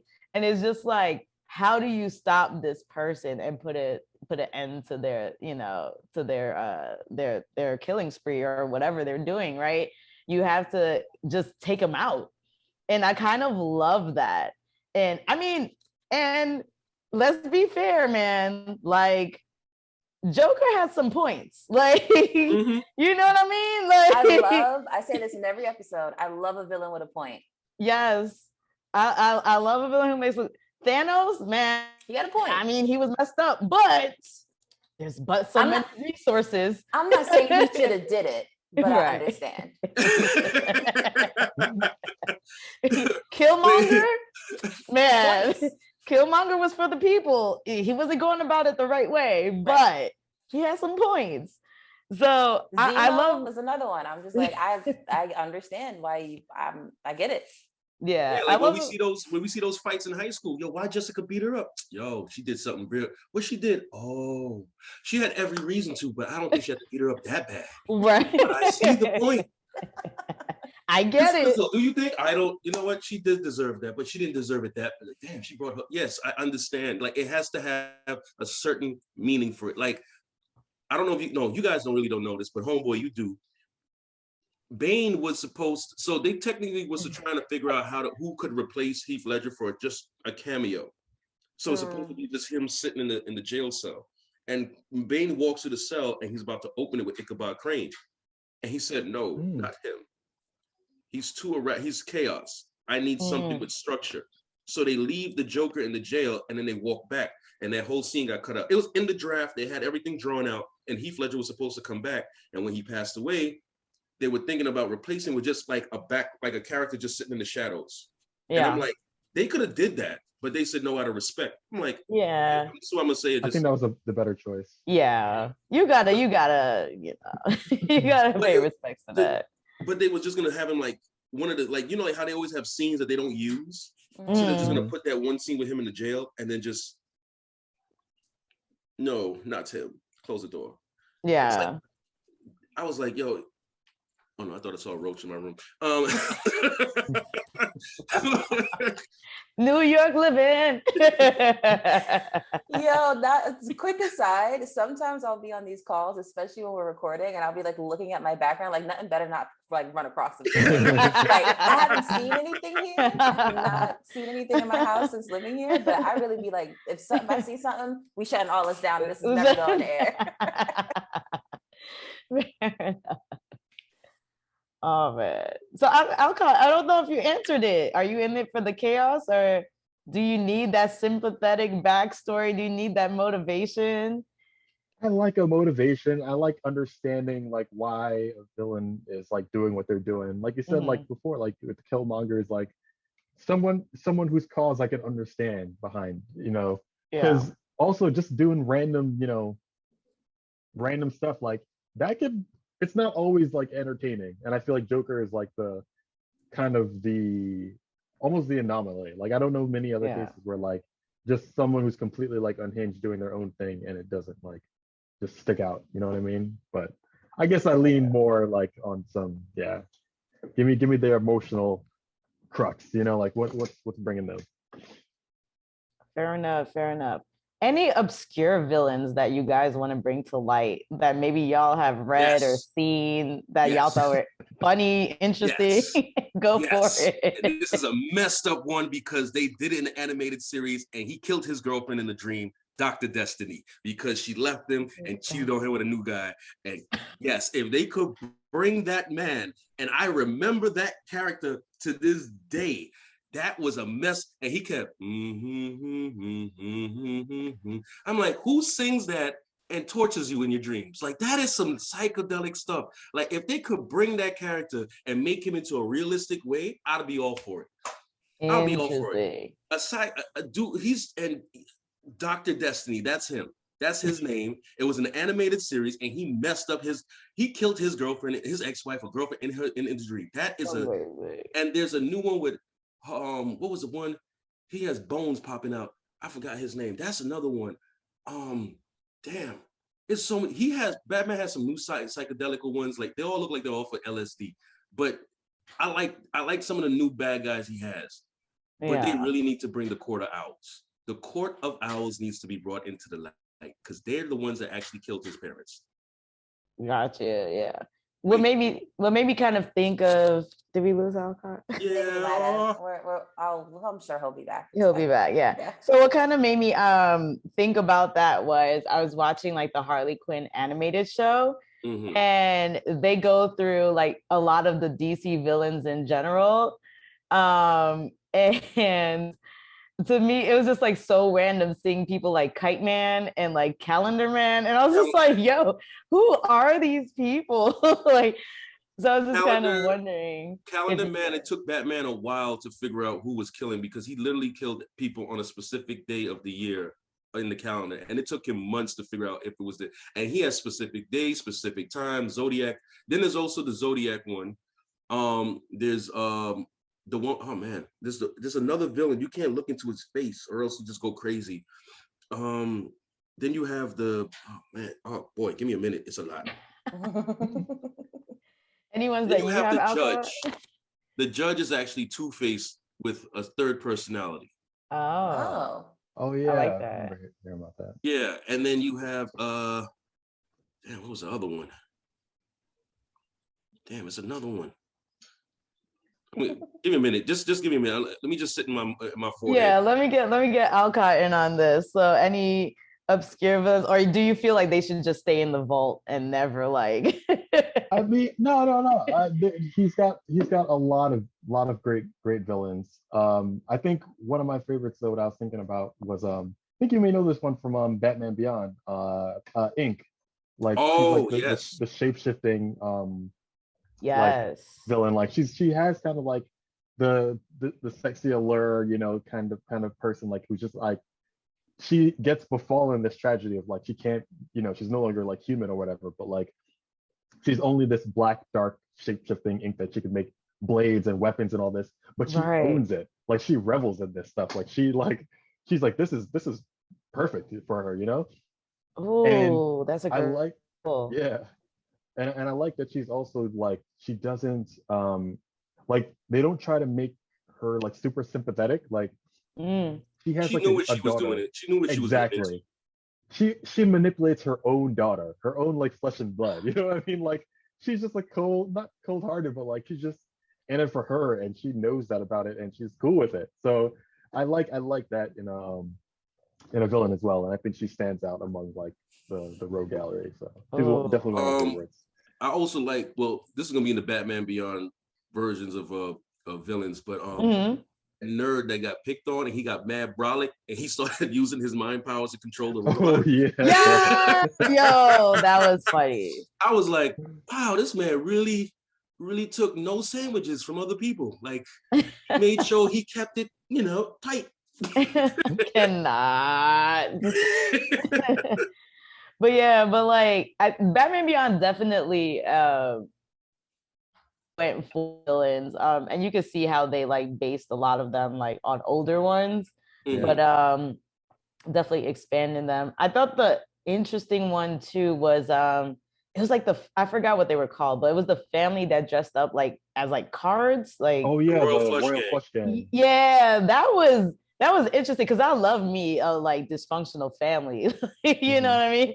So it was interesting to see like the whole family was in on like the crime and everything like that and working together. But then like the daughter was like, I'm trying to get out though. Like I don't want to be a part of this. That group, it's never a sustainable family. It's always, they had it in the Batman animated, then the New Adventures of Batman, and the Justice League Unlimited, and then they're always a different family. They never or a different group of people that just call themselves that. But I forgot who the actual family in the book got killed off.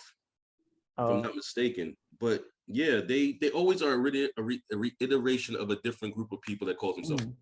Like it's just basically taking the name. Gotcha.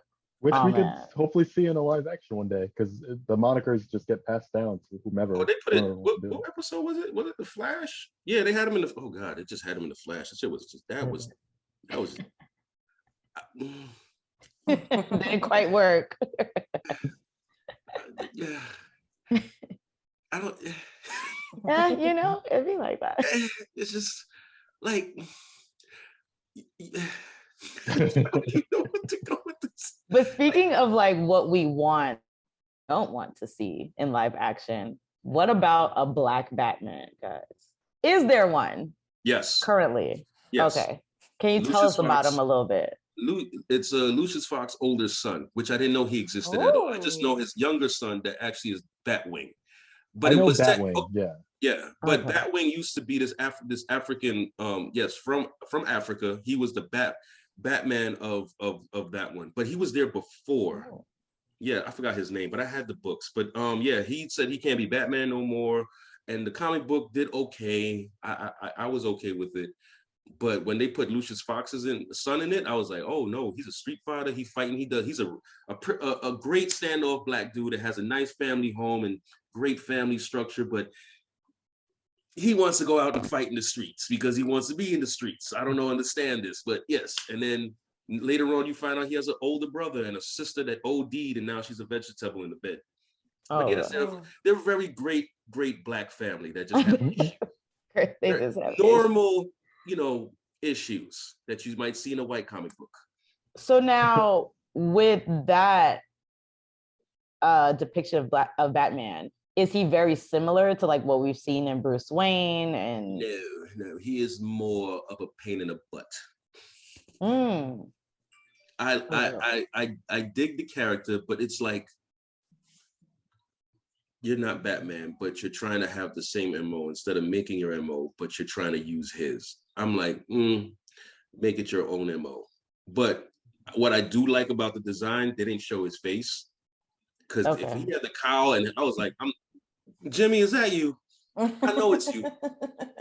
You got that weird tooth, man. It's you, Jimmy. I know it's you. Jimmy from up the block. Jimmy from up the block. That's Lucia's son. That's Lucia's son, man. Come on, man. They have his whole mouth covered. So I was like, okay, if I ever, and there's also another Black Batman, homeboy, you know this. He actually dressed up in an actual bat suit. And his name, yes, it was if Stan Lee did the Justice League.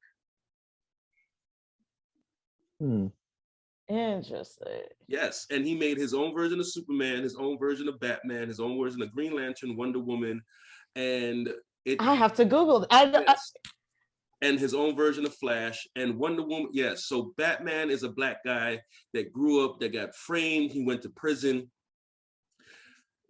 It was technically Luke Cage's origin, and he went to prison. He came out, he made this suit, and it was the ugliest Batman. It's an actual bat suit, like the face of a bat with the knot.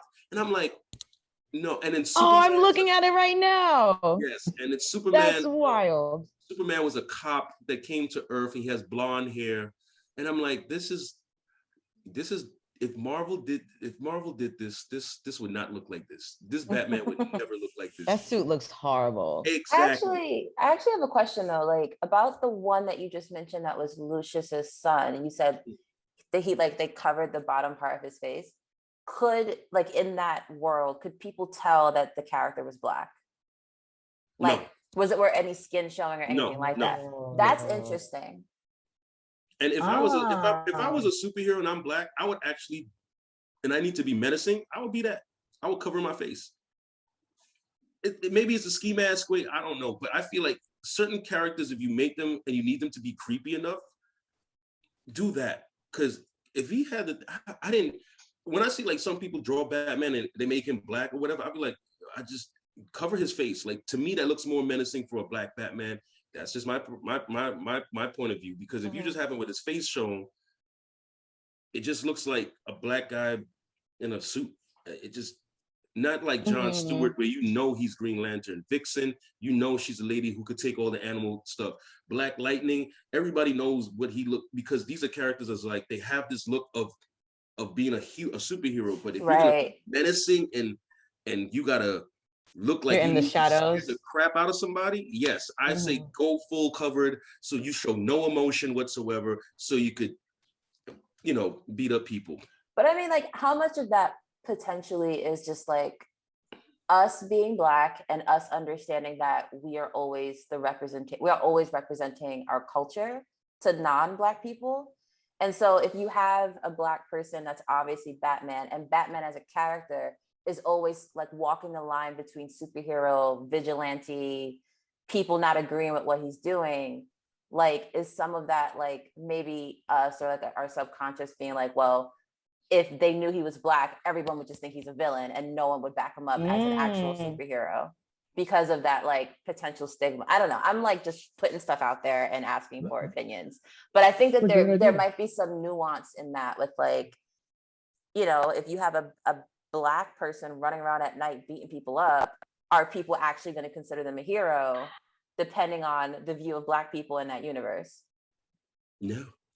I think there's something to be said about that for sure. I gotta say, because when I saw the prompt in there with the Black Batman, I was like, I don't know if I like this. Like, I wasn't clued in with, because I know Batwing, Yeah. And then when I looked into it, I'm like, oh, there's an older son, and he's taking on Batman's mantle. But I was just like, why? I don't think there should, like, I as a black man wouldn't want to be Batman, but like I just don't understand why people would aspire to do this. Like I just like let there be one Batman. You want to be a hero, just be someone else. Like I just don't. I feel very wary about like the legacy characters and like you know what? I'll say this. Like it reminds me of like Robin. Like Robin was someone who like Dick Grayson trained with Batman, and then he was his own hero. But they reached a point where Dick Grayson couldn't get down with Bruce Wayne's like methodology and like saw like, oh, I see where this path goes. I'm not gonna go down this road. And he becomes his own guy, becomes Nightwing, you know? And there was a period in time where like he stepped in as Batman for a bit, and he was like a Batman, tried to do the brooding thing, couldn't do it. So he'd be smiling and he'd be like, like playful, because that's his character, that's who he is. But like I love that he recognized that about Bruce and then also about himself to know that I can't do this. So when I see other characters like, oh, I'll slap the black chest on and I'm just gonna be this, and it's like, no, like you are not him. Like I get like you want to expand the family to be like variations of it, like a bat wing or like a Signal or signal, yeah. Or like, like I get it, Batwoman, like I'm not mad at them at all, but I just don't get why you'd want to be like, I'll be the new Batman, like Batman's kind of like the crazy loner over there. Like, I just don't see why anyone wants that. Why would you? I don't know. Would it make a difference to you if it was same story, it's Bruce Wayne, but they just cast a black actor as the lead? No, I don't like that. Would you want to see it? Would it do anything for you? Yeah. Oh, go ahead. I was just gonna say, like, I believe, like, I don't know if it's still happening, but I heard somewhere in the multiverse that Michael B. Jordan was working on like Black Superman. Yes, so like, I'm just like, are we just gonna keep kind of doing the same, characters and make them black? Makes sense. Like, if his power comes from the sun, he would be darker. He'd be like he's not gonna be like the pale white man. I'm just saying. But like points are being made. Points are being made. Yes. But like I think a black Bruce Wayne, like as if he everything is the same except the race, like there's naturally going to be like differences, because like growing up black is going to be different. Growing up wealthy and black is a whole other experience. I can't relate to, but I'm sure there's different dynamics at play with that.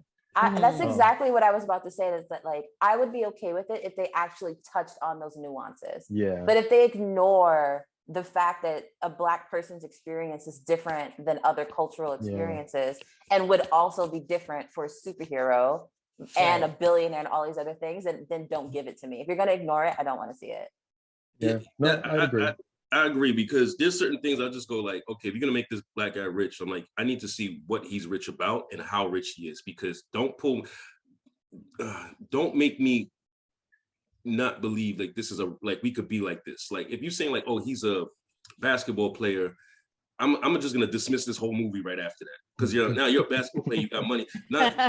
Don't make it seem like the things that what we're good at that we could function off of this way. Just say, hey, look, I'm making a black Batman. Okay, great. How is he gonna look? Oh, he's gonna look like he literally fights the streets criminals. Like, make it believable. Like, he gets hurt, he gets painfully hurt. He don't have that much money, but he has enough money. He works a certain kind of way, lives a certain way. Make it believable, but just don't make it like it has to match with black folks.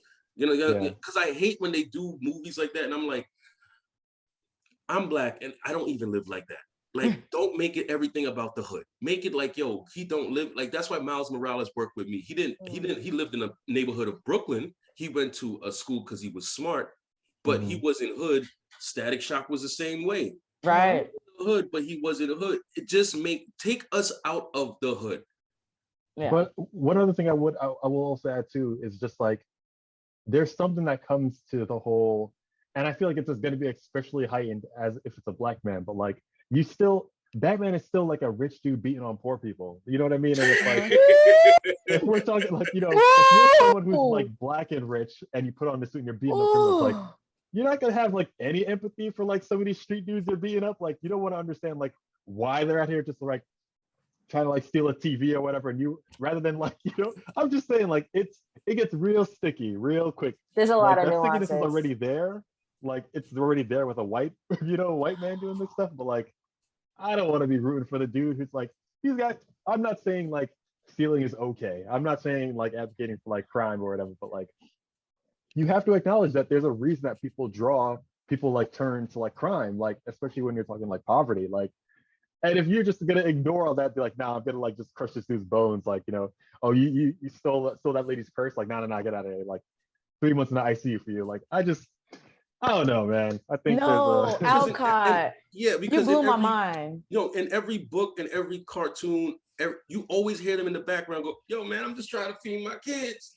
Like crying, like always, and he's like, well, you should have picked a different profession, bruh. You are beating up people who have nothing else to do. That's what like and then if he's targeting like I understand like Batman is a street level criminal, but I like the stories where he's targeting like like crime bosses, like unraveling going after crime boss, like cutting off at the head of things, like you can't be coming out from the ivory tower like sucking out on these like lowly dudes. Nah, man, go fight serial killers, go take on the mob. But like, leave the people trying to just like, survive. I guess I don't know. Well, that's why he expanded. That's why reason like when I read the books, I noticed that he expanded his team, is because he started doing a lot of like real grimy murder mystery kind of stuff, and he couldn't have time for the other stuff. That's what he said. Yo, give it. Even though it's in the books, he always like give it to Grayson, give it to Dick. Oh, they're busy with other stuff. Now he's trying to see what Batwoman could do. Like he has now his own detective firm. If you really look at it. Like, now that he has Batwing and Signal, which I hope they ever make a book about it, I'll get it. But Signal is the product of the Joker. He kidnapped his parents, doused them with laughing gas. They could never ever return back to normal. They know that their son is there, but they always want to say, "I love you, but I also want to kill you," because they're all messed up. And Signal has the power of this kind of F metal inside of his blood that came from a different dimension. That's why he's called Signal. He could shoot this light out of his chest. Way out there. It's a lot. Right. Yeah, when you look, because it was the whole dark death metal and it feed into another, and so Signal is from that, and it's a lot. It's a lot. I'm not trying to go in there because I don't want to make you guys confused, but that's where Signal comes from. But the thing is, it's like Signal is like, to me, Signal is Nightwing in the beginning. He has two batons, but he has a bright yellow suit. He has no intimidation whatsoever. Like every time I look at his suit, I go, that is the brightest thing I've ever seen. Batgirl, dark purple, black. Robin, dark red, black. Nightwing, black, dark blue. Batman, black. Batwoman, red, black. Spoiler, purple, dark purple, black. Batwing, black, blue, little bar. Him, you gotta fit in the family. Like I could see you. I'm prepared to fight you. Like everybody else could sneak up on me and. Right. But I think you definitely made a good point of like whether we're just casting a Black Batman versus is this person taking on the mantle of Batman? I think I didn't really quite think of it that way, but it's definitely an interesting thought. But I also feel like if you're gonna have somebody who's like taking on the mantle or whatever, I feel like it's got to be like something like multiversal, right? Like he's just from a whole different dimension. Like he's not from the Gotham that we know or whatever. Like it's just different dimension, different whole thing. But I still want him to be rich. Like if you're gonna put out a Black Batman, regardless, he's gotta be rich. Like I'm not having it. I don't need no Peter Parker Batman who gotta work 3 jobs and like deliver pizzas and still fight crime at night. Like I'm not having that. Like, but that was believable because he took his suit, he had to wash it. He said it, and he told him like, hey, look, if you're gonna do something, wash your suit every day or so because it's gonna get funky, and people will tell you when you save them. That is a real issue that I could understand. Like I like real issue. That's why Marvel does real issue shit. I mean stuff. Marvel does definitely real do. issue stuff because Yeah. Luke Cage got pissed off and he was like, Jessica is not gonna like this. He's like, why? Do you know how many clothes I ruined? Yeah. Real issue. His wife, Jessica Jones, is mad at the fact that she always got to go buy him new clothes. But the Fantastic Four has clothes they could wear underneath their suit and they're perfectly fine. Yeah. Why? They're rich. Yeah. Wolverine, real issue. He goes out in the wilderness, do whatever, comes back with a whole bunch of holes. Yeah. His Wolverine, and he goes, yo, I could get this suit. But if it's his comic book, yo, he just gets some clothes out the back of some store, go on his merry way. Real issue. Superman, your clothes is ruined. I could get a new one.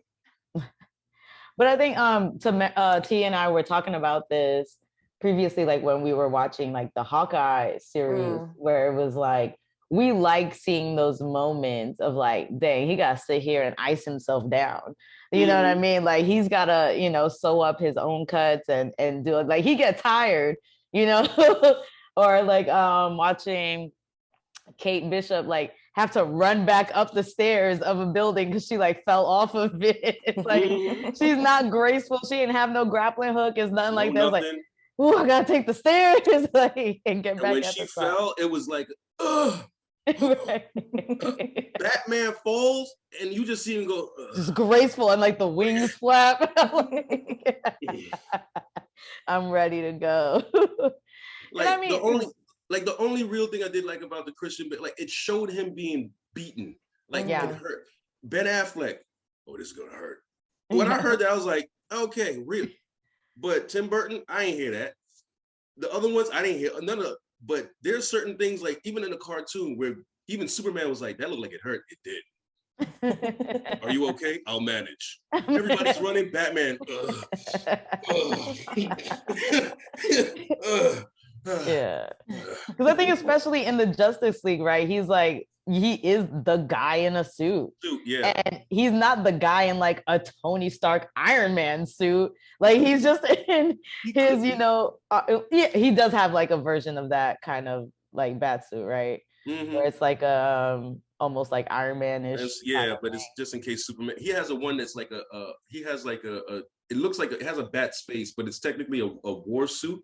He has different war suits. He's one for Superman. He has contingent. He got plans. Dude got plans. He got plans. He got plans. He's got the different versions of the suits ready to go. Yeah.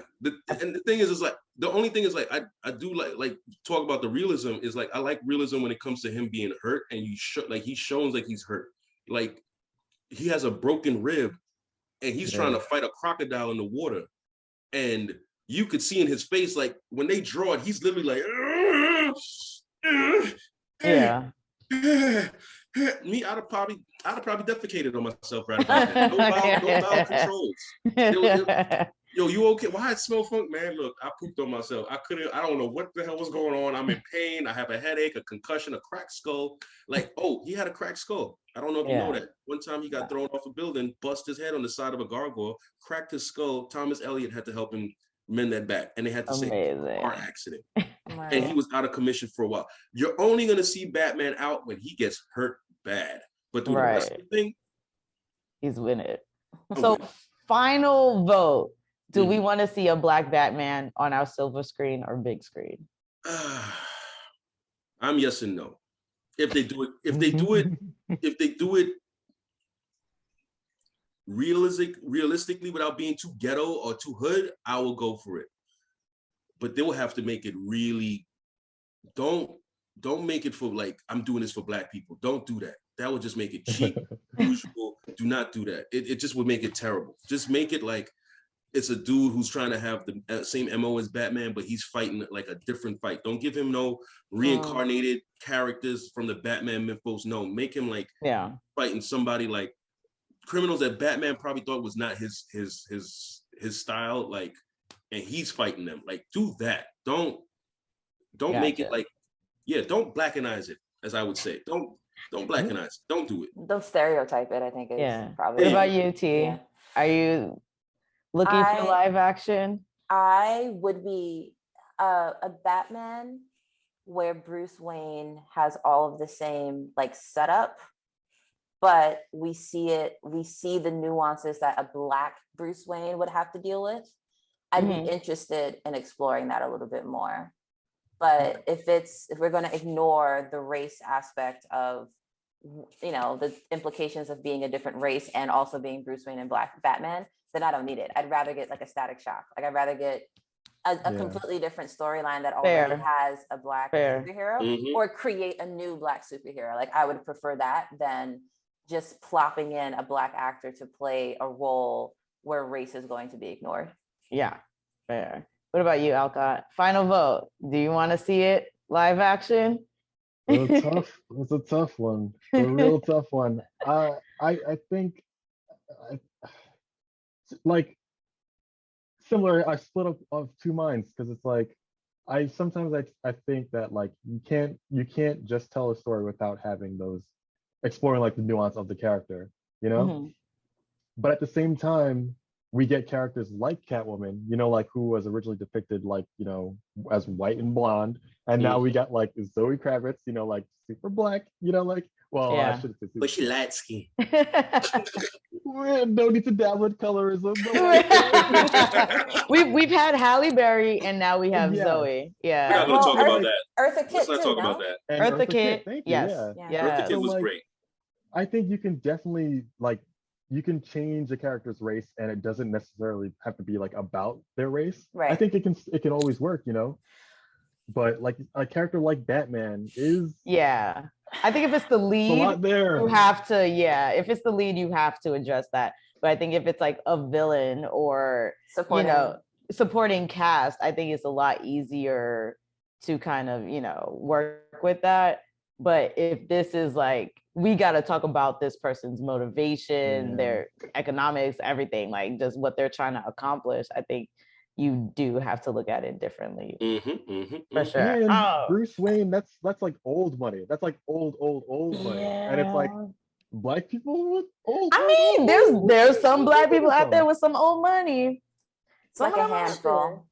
It's a handful, but they out there. I am skeptical. Not skeptical of that, but skeptical of like the level where that old money is really from. Like you owning slaves? Is that what we're talking about? Like I just because that's the kind of old money that Bruce has, right? But there's also there's his lineage is kind of different because his great grandfather is technically not a Wayne. He killed the original Wayne and took his last name and replaced him off of the first ship that came to Gotham. Sir, that's still terrible. Like, I don't. Yeah. So if you, it's still pretty bad. If they ever, to me, okay, if you're gonna do a Batman movie, I just thought about this, and you're gonna do a Black Batman movie, make it look like he's trying to right wrongs of whatever his family lineage is, and then like go from there. But like, let's say like his family had like crazy background and he didn't know about it. Now he got to step up and make it something like that. And then, you know, that way it'll seem a little bit normal. Then you'd be like, yo, my family was rich. Yeah, we were Black and we owned slaves. No. I got to fix it up and be Batman. I have problems with that. I think that was a different explanation, but yeah, my bad. I'm sorry. No, it's fine. I guess what I'll just say is that like, I totally hear you about wanting it to be realistic, but at the same time, a lot of like one of the points of fantasy in general is for people to be able to see themselves in characters that aren't in their particular situation. So like, yes, I feel like the audience would expect there to be a really good reason as to why a Black Bruce Wayne would have so much money. But also at the same time, I don't think that means that we should cast or depict a Black Batman without money, because it's more realistic for him to not have money because he's Black. Like the aspiration, I feel like should still be. Yeah, it should still be there. Yeah, I'm motivated enough to do it. There is the Black Justice League. It's in a different universe where Cyborg is actually a white guy. That's funny. Wonder Woman is technically Nubia, and there's a Black Batman. Green Lantern is still Black. He's John Stewart. But it's not Is it Calvin Ellis's? I forget whose universe it's from, but basically it's like they don't even say he's rich. They just say he's Bruce Wayne and he's a Black guy and he's the Batman of that future. It's in the the multiverse code book. and it just Oh, tells you wow. each universe at where they are. Like, and I was like, I would like to know that story about the Black universe, but they're not gonna. Yeah, I mean, for me, if we're gonna bring a Black Batman to the live screen, I think the origin has to be different. I think just put him still rich. I will still stand by that. Still rich, but let's put him in different origin, different circumstances, that kind of stuff, but still out here fighting crime, whooping ass, taking names, kind of thing. Can I just have a quick aside real quick? Sure. I saw this movie recently called God's Country with Thandie Newton, and like she plays like an ex-cop from like New Orleans who like moves to shoot, I don't remember where it is, but it's like somewhere in the Rocky, like snowy mountains, you know what I mean, like in America, like rural, real rural. Mm-hmm. And the film, it's based on a short story, and in the short story, that role was played by an old white man. You know, everything was the same on paper, just like, you know, ex-cop, this old, you know, older white man in the woods. But like I noticed some of the lines were like the same, like from the book to the movie. And there was a line in the movie that I saw where they were like, "Oh, so it's you. I've heard about you." And that just in the first time, like these people like rolled on their property and they heard about this like person who was just living on the mountain. Now, in the book, it's an old white man who lives alone. It's like, "Oh, I heard about you." Now, Thandie Newton, you know, a Black woman in this sea of like white faces, that line kind of like weighs a bit heavier now, because it's like, "Oh, I've heard about you, the one black woman living on this mountain." And I feel like it's kind of like stuff like that where I think you need to do with like a Black Batman. Like you can tell the story, but like you need to cover like, because it's going to be said or unsaid. You're, as viewers, as especially as like Black people, we're going to know these things. Like we're going to be chewed up to some of these things. Like it doesn't even need to be said. So I feel like you're going to have to acknowledge some of that, maybe lean into it in some areas and not, but like, I don't know. It could work. It could work, and it could be interesting. But sorry, that was long. No, you're good. You're good. So with that being said, man, let's get into the new Batman movie that's coming out, The Batman, which is dropping on what day, T? March 4th. March 4th. So coming up pretty soon. How did you guys feel about the trailer? T, let's start with you. First of all, I think the action is going to be great. I'm hoping the action is going to be great, and I'm hoping that the best scene wasn't spoiled in the trailer. Ooh. Right? So like you see the Penguin driving away from an explosion, and you see the Batmobile like coming through, and then causing causing Penguin's car to flip and all that stuff. And I was like, this looks dope, right? And then right after I seen it, I was just like, I hope that's not the dopest part of the movie that they just showed. Like, I hope there's more like that. So I'm really excited for it. I like the idea of bringing Penguin back and everything. I just found out from you all who's playing the Penguin, who's the actor playing the Penguin, which is blowing my mind still. That's who you say, Will Ferrell? Colin Farrell. Will Ferrell. Woo, that'd be love Will Ferrell. interesting. So Colin Farrell, yeah. Which is again still blowing my mind. So I'm super, super excited for it. I hope that like Steele, you said that we're gonna get more of the detective in the new Batman. I think that could be interesting. But I think the one thing I'll be watching for the most is the depiction of Bruce Wayne and Batman by Robert Pattinson. I think especially you and I, Nessa, we know him to be very different roles than the Batman. And I think my expectations right now are that he's either going to be a really good Bruce Wayne or a really good Batman. I don't know that I expect him to be really great at both. So that's where I'm at right now. Excited for it. Definitely going to see it opening weekend. And so I'm hoping to see more of the detective, and I'm just really interested to see how, Robert plays those two parts.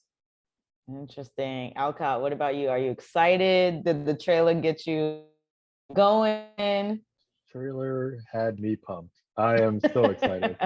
And to your point too, Tamara, one of the things I was going to touch on, like when they first the trailer that we've seen, a lot of the footage in that they showed at the DC fandom like event that they had like last year or whatever.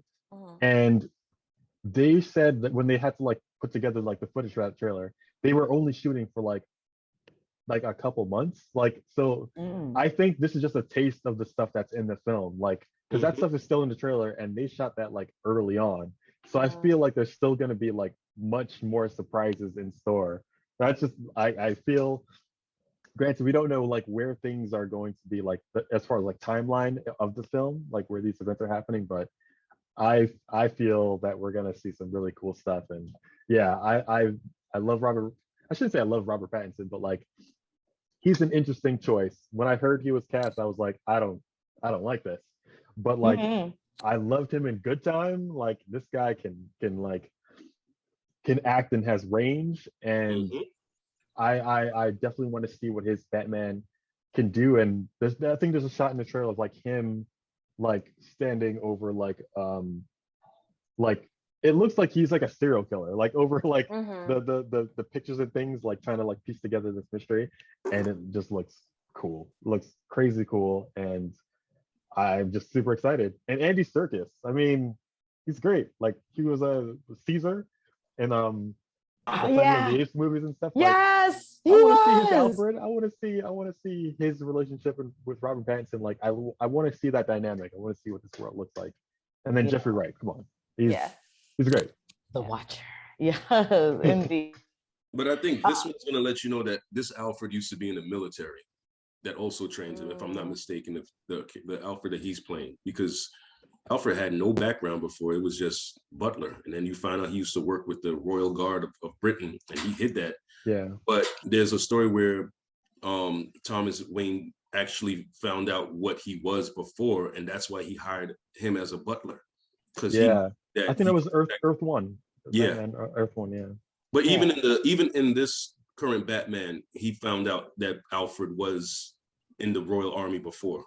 Oh yeah. They met before. He was like, okay, I'll hit you back up. And then years later, he found out he became a butler. And he was like, he said it's peaceful.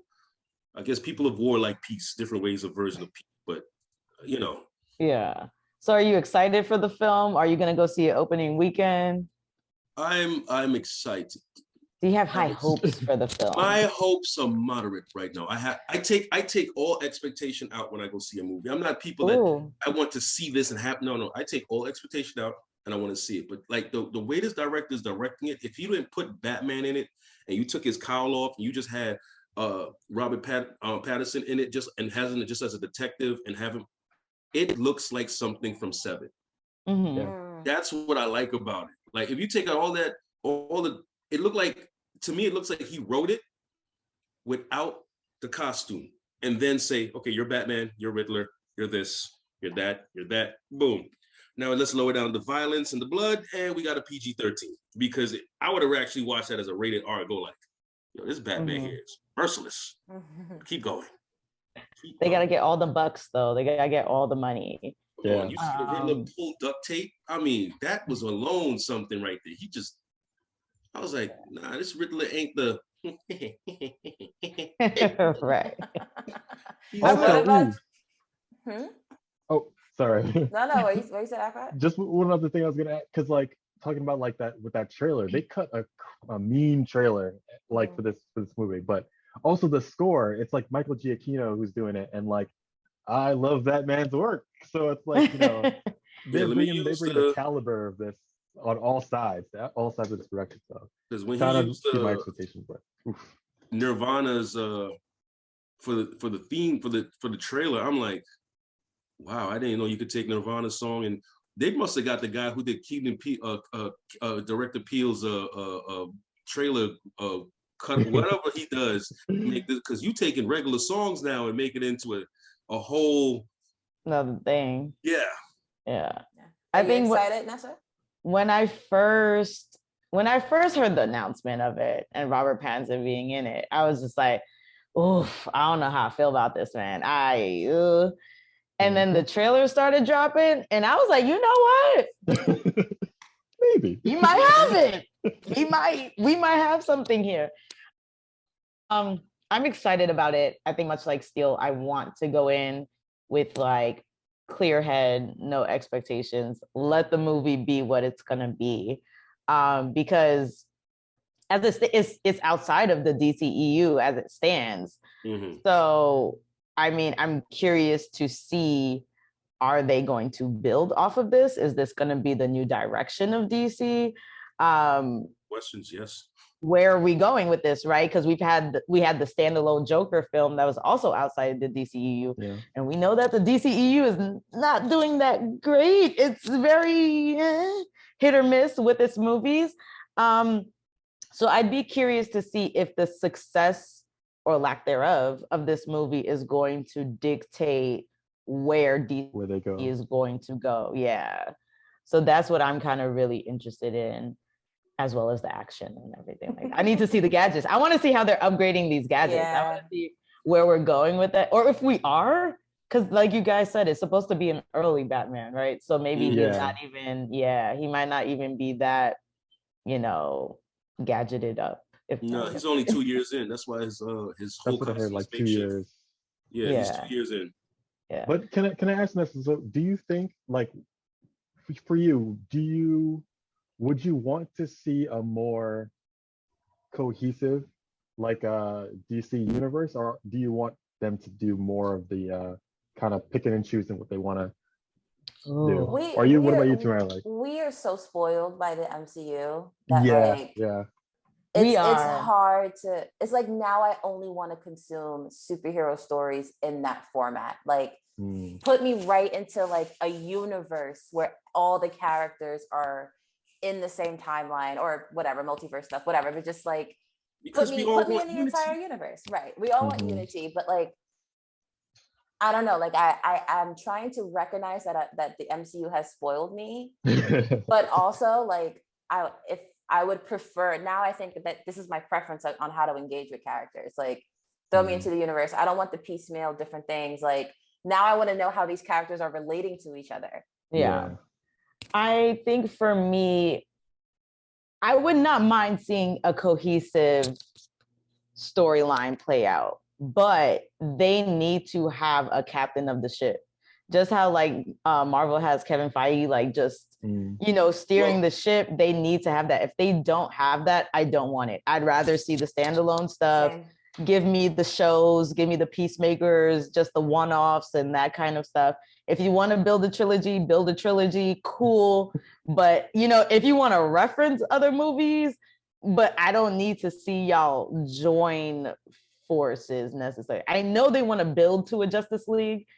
I know they want to get there, but they got to take their time. Marvel took their time, and they're trying to rush it. Like I said, earlier in the pod, like we went from Man of Steel to Superman, versus Batman, to then getting Wonder Woman, Aquaman, all that stuff, and then all of a sudden it's like, together. And it's like, nah, y'all skipped a couple steps. We're not there yet. And that's what Zack Snyder was trying to do. But they wanted to be Marvel so bad. Like, and he was like, look, Marvel is bright. Let's go dark. And he said, these characters are very dark. Superman home world is like, his world blew up. He's an orphan on a planet. He has superpowers. He has to train himself. Then he has to figure out a world that actually is going to like him. Where you want him to be a hero. No, let's put him in the times of now, like political stuff. Is he this? Is he that? That's what he said. Like when he flies around, sir, you're invading space because you're from America. Now they got war with each other because they think Superman and Superman don't know. I was like, that's a good aspect of putting it. Not like he's Superman and he saved the day and everybody like, no, he wants to give them issues. That's why I was like, so, and I like the issues he was given. Batman, like I said before, he given up on everything. He's dark. He drinks more alcohol in the morning. If you ain't noticed in the beginning, he was like, Alfred was like, well, you're not gonna have breakfast. So you're just drinking alcohol. He drinks alcohol. This man is depressed. Everybody, Wonder Woman, realizing depressed. Arthur Curry, he drinks a whole bottle of vodka. But my thing is though, like everybody has some sort of like messed up stuff, and he was like, the thing was, you're gonna go to the dark into the light. That's why his suit was brightening up. If you ain't noticed that. But when you look at the films that really, really worked, they are tonally very different Yeah. from like Batman and Batman v Superman. Mhm. Wonder Woman worked. It does. Aquaman worked. Shazam worked. You Even know what I Birds of- mean? Birds of Prey worked. Birds of Prey, right? Exactly. The second Suicide Squad worked. You know, the first one was, I had issues with Birds of Prey. I wish he kept his mask on because it was just watching a dude. The black mask has to have the mask on. I don't want to see a pretty person coming outside. No, that was my only issue. It was fun. It was movie. different though, you know, like, and you gotta do some, like, I don't want to rehash the whole Snyder thing, but like, I think someone once said, I can't remember who it was, but they said like with Marvel, they kind of like show, it's like a reflection of like who we are, and like the DC, it's just like who we kind of aspire to be. And I feel like someone like Zack Snyder, his take on those characters, they're like mythic gods. Like you get the sense that like there's like a grandeur to like those guys. And like with Marvel, it's just like they feel like you and I, like we could do that, you know, with means. But like for Snyder, like he likes that part, the part that makes them other from us, and he revels in that sort of thing. And like some of it works. I'm not gonna lie, some of it works, but I don't think I can get down with like his entire like take on and scope of like the league. But you know, DC, they're in a unique place now where they can kind of like explore and like try different things. Like I feel like we got a Peacemaker, you know, we got like the Harley Quinn show. Like I think they should kind of lean into that stuff and just like try things, just see what, you know, see what works. Even with Peacemaker, man, I just like, because when I saw the Suicide Squad movie and they were like, oh yeah, we're giving Peacemaker his own show, I was like, but why? Like, who wants to see that? Yeah. And then, man, I got a couple episodes in, I was like, I see why. And like, I'm not a John Cena fan like that. Like I don't care for his acting, but honestly, it's almost like he took his wrestling persona and like just kind of enhanced it a bit more, and it works for that specific role. And then with the cast that they put around him, it was just like, oh, okay, this works. I'm into it. This works. So I have a question. Peacemaker is before or after? After. Oh, so he's alive. Oh, well, I think they had no spoilers. That in the it was in the post credits, I think, of Suicide Squad that he made it. Cool. But yeah, like I think like you said, they should really lean into those things and kind of run with it, experiment maybe a little bit more. And we're getting like the Black Adam movie with The Rock, like long gestating in process. I don't know what that's gonna be, honestly.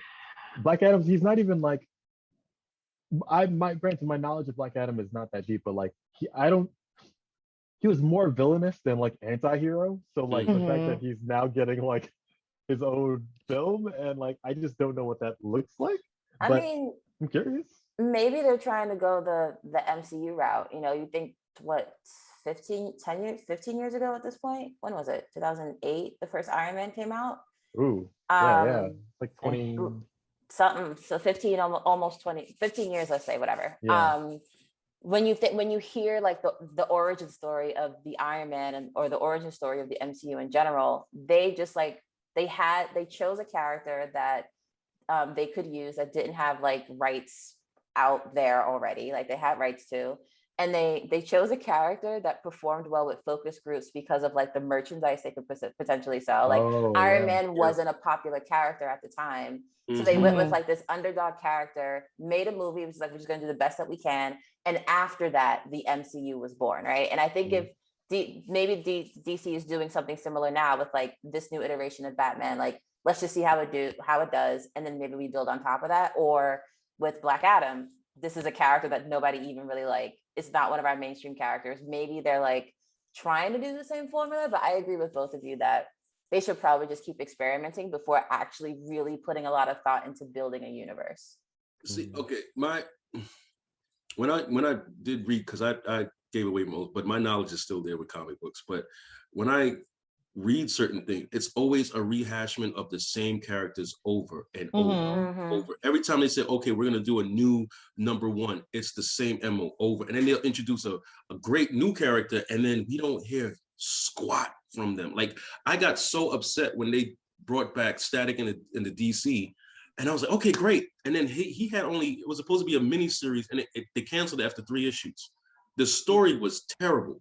And I'm always, my issue is like, you have great characters, and then you have good, high quality writers that I love, and then you got the good ones too. And then you always put the ones that where you could control. Like, I always feel like there's writers who could write a good story that's starting out, but I feel like they always touch oh no, don't put that there. No, don't do this. This is my thing, because I've read certain books. I'm like, yo, this is a dope ass book, but why does this story just is terrible? And the artwork will be great, and then the story, you just go like, I'm just gonna collect this because it's a Black character. But at the same time, it's just like, this story. And then I read Luke Cage comic books like that. I've read when they did the Avengers with Luke Cage as the main boss, it was going great artwork, Craig Land, all this. And then right after that, as soon as I see the certain artist that draws this book, I'm like, well, the story's done.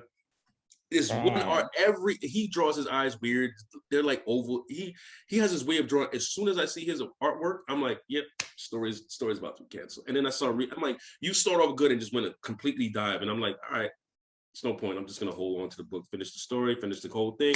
They're gonna start off with a new chapter. And I just and it's like, they just keep doing it and do it. I had a whole argument about that when it comes to Black characters, white characters, stories. I'm like, you could keep that character, just don't make it too much like you want to put it for Black folks. Always write a Black character outside of our world, because we would like to enjoy something that's not in our world. You get what I'm saying?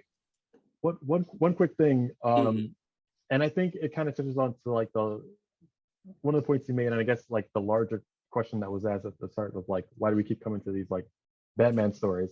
And I feel like part of it, I think we as like consumers play a role in there, because like they're gonna put all of their focus on these characters that they know we're gonna come back to. You know what I mean? Like, we're getting like, I don't know how many Batmans this is. I don't remember the number, but like, there are other great characters that they could be showing, you know. And it's like, why hasn't there been like a Static Shock movie already? Like, I don't understand why it's taken this long, you know. But like, they know that we're gonna show up for Batman, and like, I'm part of the problem, because like, I was like, where's my Nightwing movie? But then it's like, oh, here's a Batman trailer. I'm like, oh, this is good, this is nice. You know what I mean? Like, you know, but like, and they do it in comics, and we're doing it with these films, and it's like, they put all this talent together on these products that they know is going to just make money, that they know is just going to bring people out.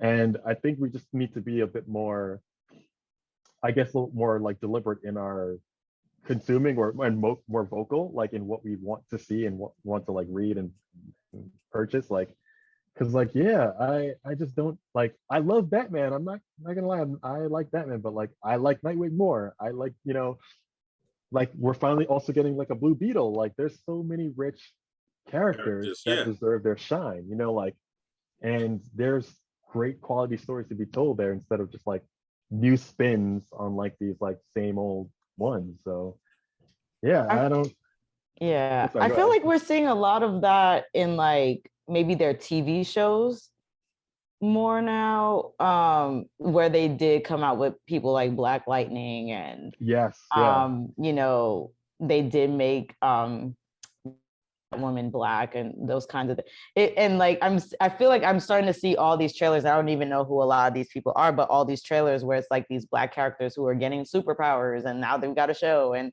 these kinds of things. So I wonder if maybe it's almost like feelers, like, oh, let's see how people respond to Black Lightning.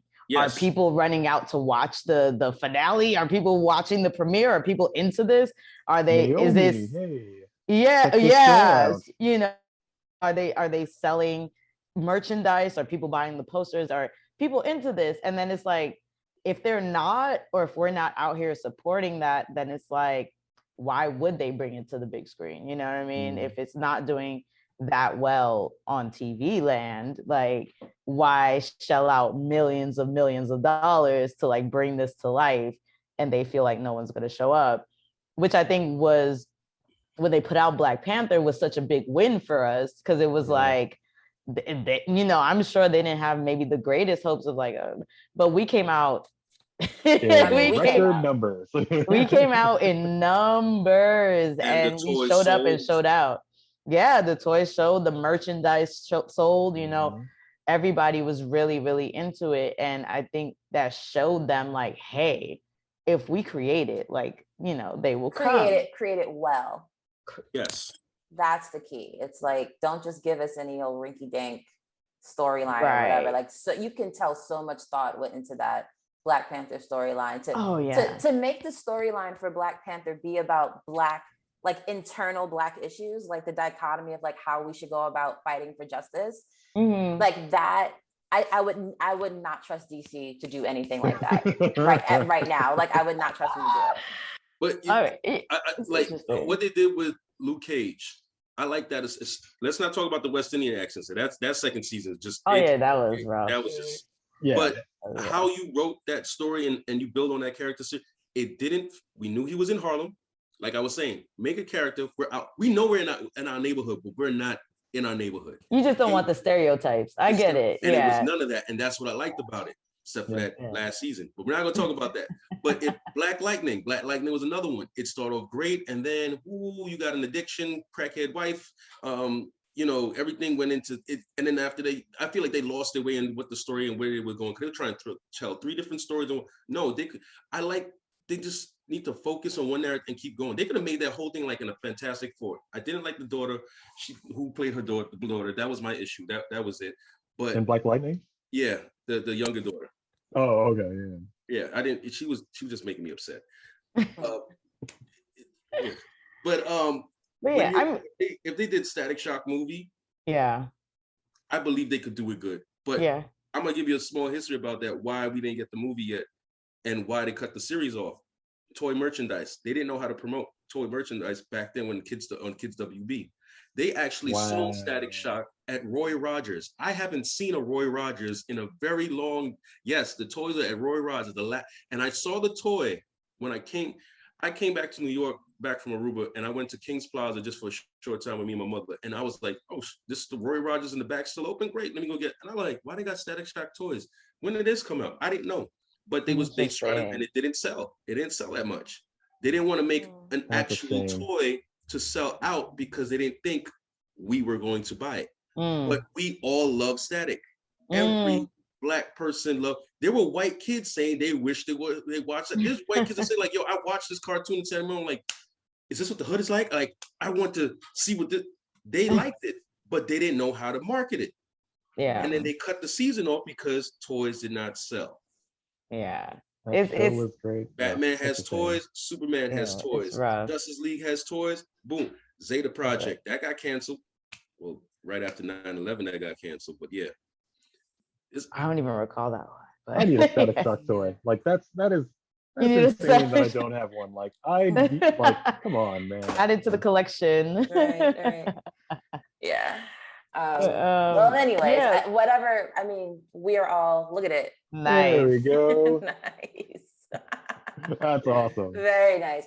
So I think, you know, regardless of the level of fans that we are, I mean, as long as these huge companies keep putting stuff out, we're going to keep watching them, right? Like, definitely. we're just going to keep watching. Definitely. To from the casual to the more invested fans.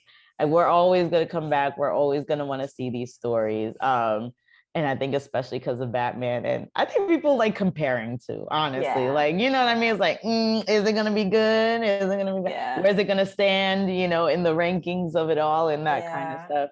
But I think DC might be, if they pull off, I think they might be creating a good lane for themselves and a good way to kind of jump back into the movie, you know, game in terms of like, oh, let's build a trilogy, let's build a world. They could do it. They could do it. They could. But they gotta get there. Well, We gonna see. Yeah, I kind of want to wrap up with Yeah. just final predictions of the film. Do you guys think it's gonna be a blockbuster hit? Do you think, they're gonna be able to like stick the landing on this one? Maybe. I don't know. I'm open. I'm just open to see the whole thing. I'm not gonna say A. That's fair. Let me absorb, and it's gonna have his haters. It's gonna have his. I just want to be like, I enjoyed it. That's what I want. I'm looking to just see. I want to enjoy it. What about you? I am like Babe Ruth pointing to center field. I think it's going to be a box office hit. I think the fans are gonna love it. I think it's gonna be amazing. I really do. Just call it from now. We'll see, but we will see. I like it. I like the confidence. I think that it's going to be a box office hit and that it'll make a lot of money. I think it's going to be better received by the audience than critics. Okay. Getting a little bit more nuanced here. I feel like we're playing The Price is Right. 501. I feel like that's fair to say. I too think it's going to be a box office hit. I think they're going to put up numbers. I think in general, Robert Pattinson is going to surprise us. I think he's going to have an excellent performance. Not just because of like the level of actor that he is, but because of like the pressure on his back. I think he probably feels like I have to this. Like I have to do this. And so he's stuck in Twilight. So he did that on purpose. Like he did that. That's a story. That's a whole nother thing. Yeah, but he wasn't loving them movies, so he was not giving it his all at all. But I think he's very invested in this, and so are the fans. And clearly. Clearly we're here, spent almost 2 hours talking about it. Yeah. So I'm really excited to see where it goes. But guys, thank you for joining us. Thank you so much. You're welcome. Thank you for the input. This was awesome. This has been really amazing. Like this is so great for supporting Black women and Black women in like fandom. Like you don't really see Black female faces, with an opinion about comic books and superheroes and fantasy and things like that. And I think for a really long time, forever, it's been seen as a male dominated thing. And thank you for supporting us for like breaking in and be like, no, we like this geeky stuff too. And supporting our casual fandomness, like, because like, we had no comments on the comic books and stuff. So thank you for coming in and filling that part in for us. And like for any of the other casual fans that are watching or listening who are just like, oh, I didn't know this information, you guys definitely shed a lot of light on everything. So the more you know. We appreciate y'all. All right. So with that being said, I am Nessa. And I'm T. And together we are the Casual Fangirls. We will see you guys next time. Thank you guys for joining us. Goodbye. Same channel, same time. Goodbye, people. Goodbye.